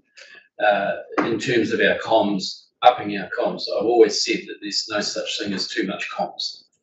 So I think we're getting better, and our staff are onto it in terms of making sure that people on the ground in Edgecombe, wherever, are aware of the release times, Chris, for the dam and all that sort of stuff, so that when the river is rising, it's for a very good reason, because we know a storm is coming. Councillor Campbell, did you want to make some comments about that? Yes, I wouldn't mind actually, because I was called to Edgecombe on Thursday regards some concerns about water bubbling up through closely to the breach. And I think that comms is something we need to be really working with Auckland District Council also, because councillors were concerned. And just as from a family point of view, who used to lease that paddock where all of Arata Street and all that is now housing development. It used to be a great place as kids getting tadpoles and frogs out of the swamp. But in reality, the water is not necessarily coming from the river, but it's coming from the ground itself. I think the ground is so saturated there, and it's just it is a concern for those people. I feel, they were quite anxious about it. And when I went and had a look, sure enough, it had been coming up on the Rata Street side. But I have to say that the park is very well mowed, and yet regional council were blamed for not mowing it, and that was not quite the case. So we just need to keep that comms going with Whakatane District Council too. But my heart goes out to those people that, it's still fresh in their minds of what actually did happen. And so, okay. No further questions? All right. Thanks, Chris. Thanks, Paula. As I said at the start of the meeting, there's a bit of a lessons learned coming in June, Reuben, in terms of our approach to some of these big weather bombs. We've had a very quick format today, a bit of quick information, but we'll certainly wait for that report in June as to how we respond in the future and how we get better at doing our job. So thank you for that, Paula. Keep up the good work. And there's a resolution on page 150 that we received the report on weather events, moved by Councillor Campbell, seconded by Councillor Eadie. All those in favour, please say aye. Against, carried. 6.9, Tauranga Moana Land Management Operations Update on page 165. Jackson, is this you? Yes, it is. Cool. Hi. Yes, please. Just like to also introduce my colleagues, Hayden Schick, who's a land management officer and also oversees some of the regional park operations, and Catherine Glasgow, who's a land management officer in the Tauranga Harbour. Got it. So change the slides with this one. So our focus catchment program, most of you will be familiar with it, but it's basically our grants incentives program where we're incentivising land management works that improve water quality, and that work's been targeted to areas where we're trying to improve swimmability, places like Kaiti Falls, and areas where we need to make an improvement in water quality under our central freshwater program. So we have had focus catchments around the harbour, but probably some of your more recent strategy and policy briefings on Tauranga Moana have indicated that nearly all of the sub-catchments, all of the estuaries would require moderate levels of improvement, probably 10 to 40% reductions in the key contaminants of E. coli and sediment. So that's where our program's at, trying to address that voluntarily and with landowners. We have a geospatial dashboard that tracks our work with community and looking across the Tauranga Moana at the moment. Since our focus catchment program in 2019, we've got over 100 active environmental programs with landowners, and that's targeting a lot of stock exclusion and retirement of wetlands and steep land, and a number of trees have been planted. Obviously, there's been a lot of talk around forestry slash today. Most of the work that we're funding is native trees, many of those in wetlands and steep sidelands that are probably unsuitable for grazing or around forest remnants and things. So hopefully fairly low risk in terms of debris.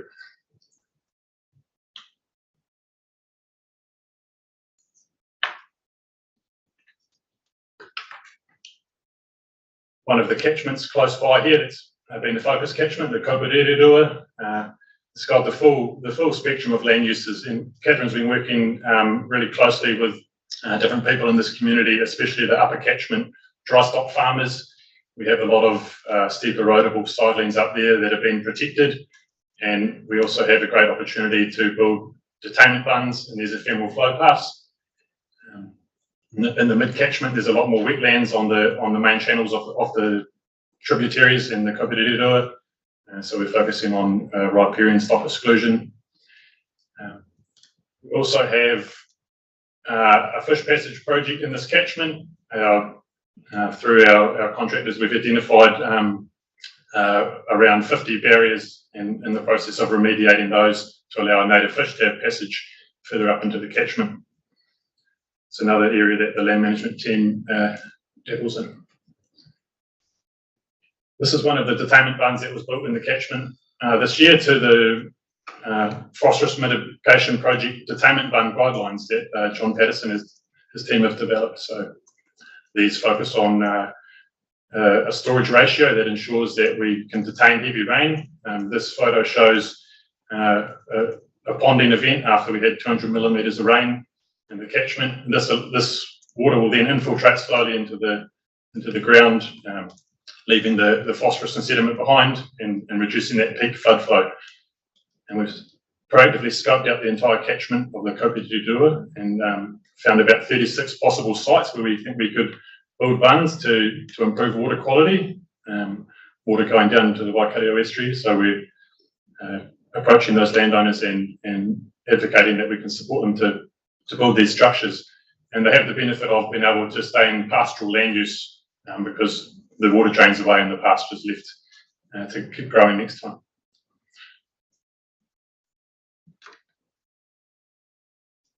Quite a lag on this PowerPoint, sorry. The Kopiti-Dua channel historically has been straightened and narrowed, and this project with Tauranga City Council and Ngāi Tamarua has diverted the waters of the Kopiti-Dua into a new alignment, which has a lot more sinuosity and gentle batters and areas for the water to interact with the floodplain, which is good for water quality and our native fish. And most of all, slowing down the velocities in this stream will help deposit sediment before it reaches into Waikato estuary. And they recently livened up the southern channel. Some of you attended the opening in the morning, which was a very special event. So we supported that project with a capital grant and on the steering group. Most of you will be well familiar with the water quality issues at Kaiti Falls, where we have an unswimmable site under the Kolai guidelines by the Ministry of Health.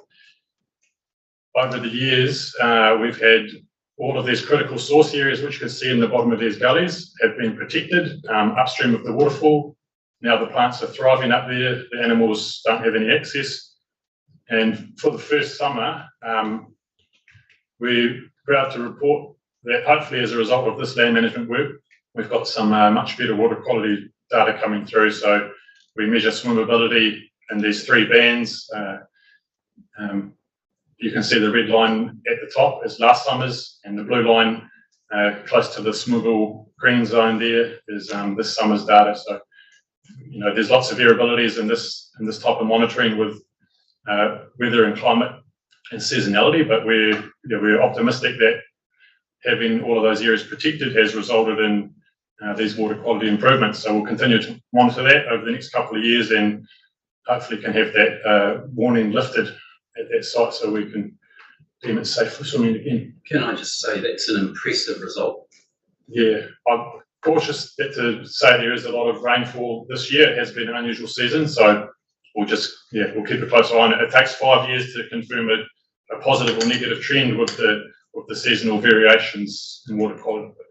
We'll monitor it. Just a couple of examples of some work around Katikati. Project Karori, the catchment group, co-funds a lot of our EPs in this area, which is a really good partnership. Things like fencing off forest remnants that back onto the kaimais is really important for biodiversity and reducing sediment. Down in town in Katikati, we're doing a Inanga fish project here where we're excavating some small scallops into the side of the Uritara stream to allow better whitebait spawning when we have the king tides, then the fish can interact with the vegetation, and that's supported by Ngāi Tamarua.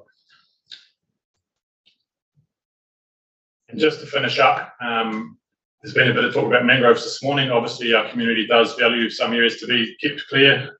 We have been holding the line. Around 9 active care groups have looked after about 238 hectares, as shown in purple on the map there.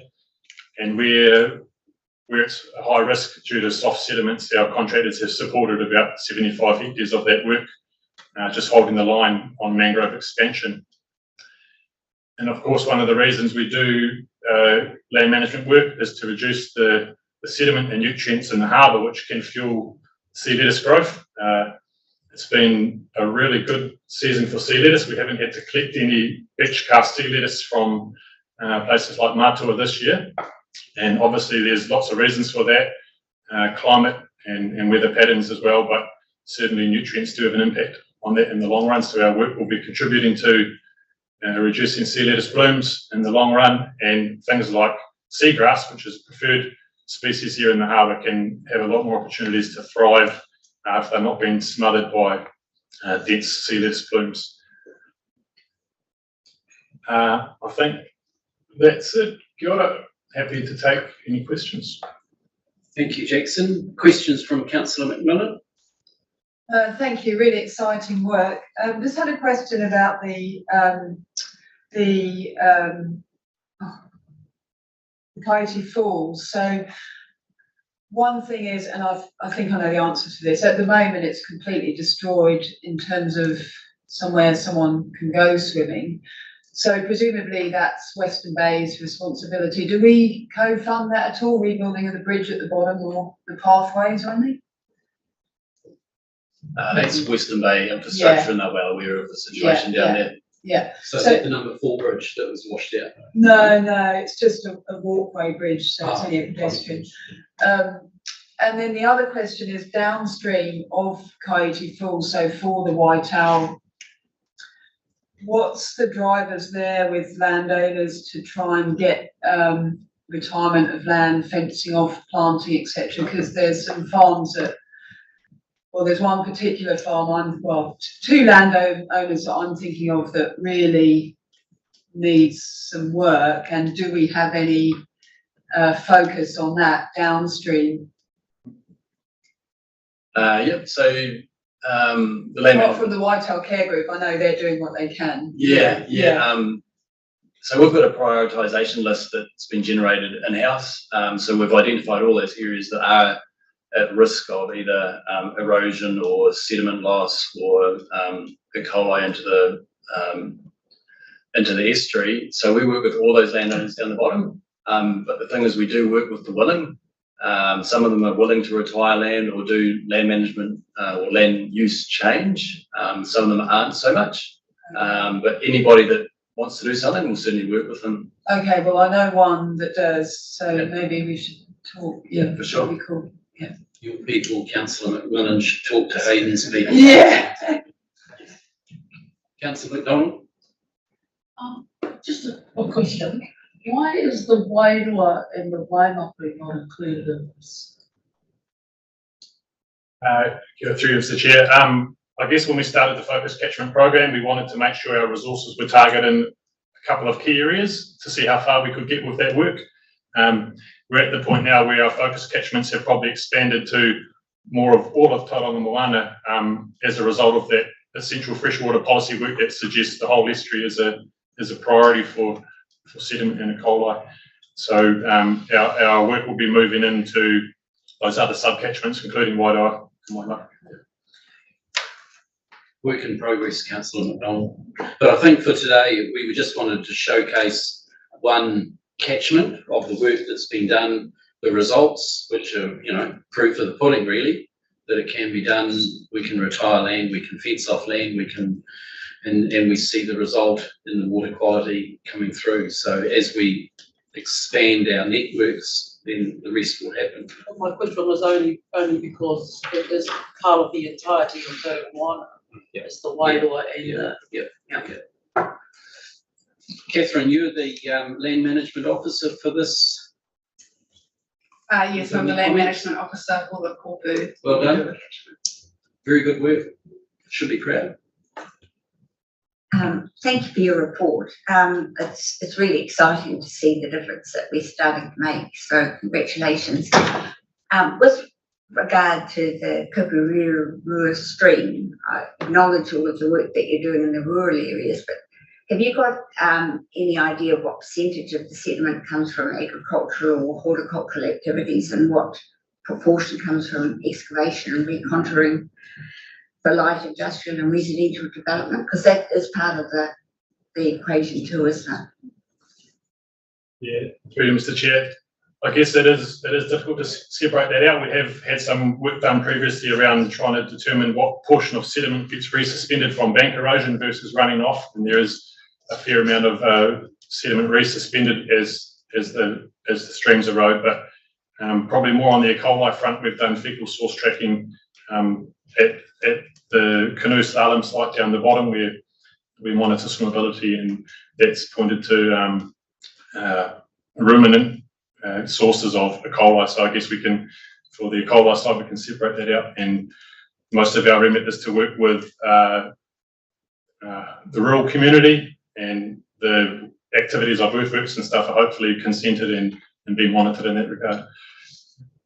Thank you, and I just support Councillor McDonald and her questions around the Wairoa and Waimapu, because I can remember probably at least 10 years ago, we did a sediment survey to define where the sediment came from in Tauranga Moana, and the Wairoa was one of the major sources. And I'm really worried about that because we've got the Tauranga West development, which is going to come on stream, and it's going to exacerbate an already difficult situation.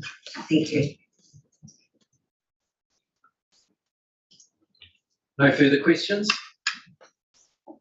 Closing remarks, Jackson. Keep up the good work. Thank you. You and your team. No further questions, councillors. Okay, there's a report on page, I'm just finding it, Amanda, 165. We've just received the report on the Tauranga Moana Land Management Operation Update. Would somebody like to move, please? Councillor Nese, seconded by Councillor Von Danielson. All those in favour, please say aye. Against, carried. Considerations of item. Thank you, Catherine, Jackson, and Hayden. No further business. No considerations of items not on the agenda. Declare the meeting closed. And thank you for your contributions today.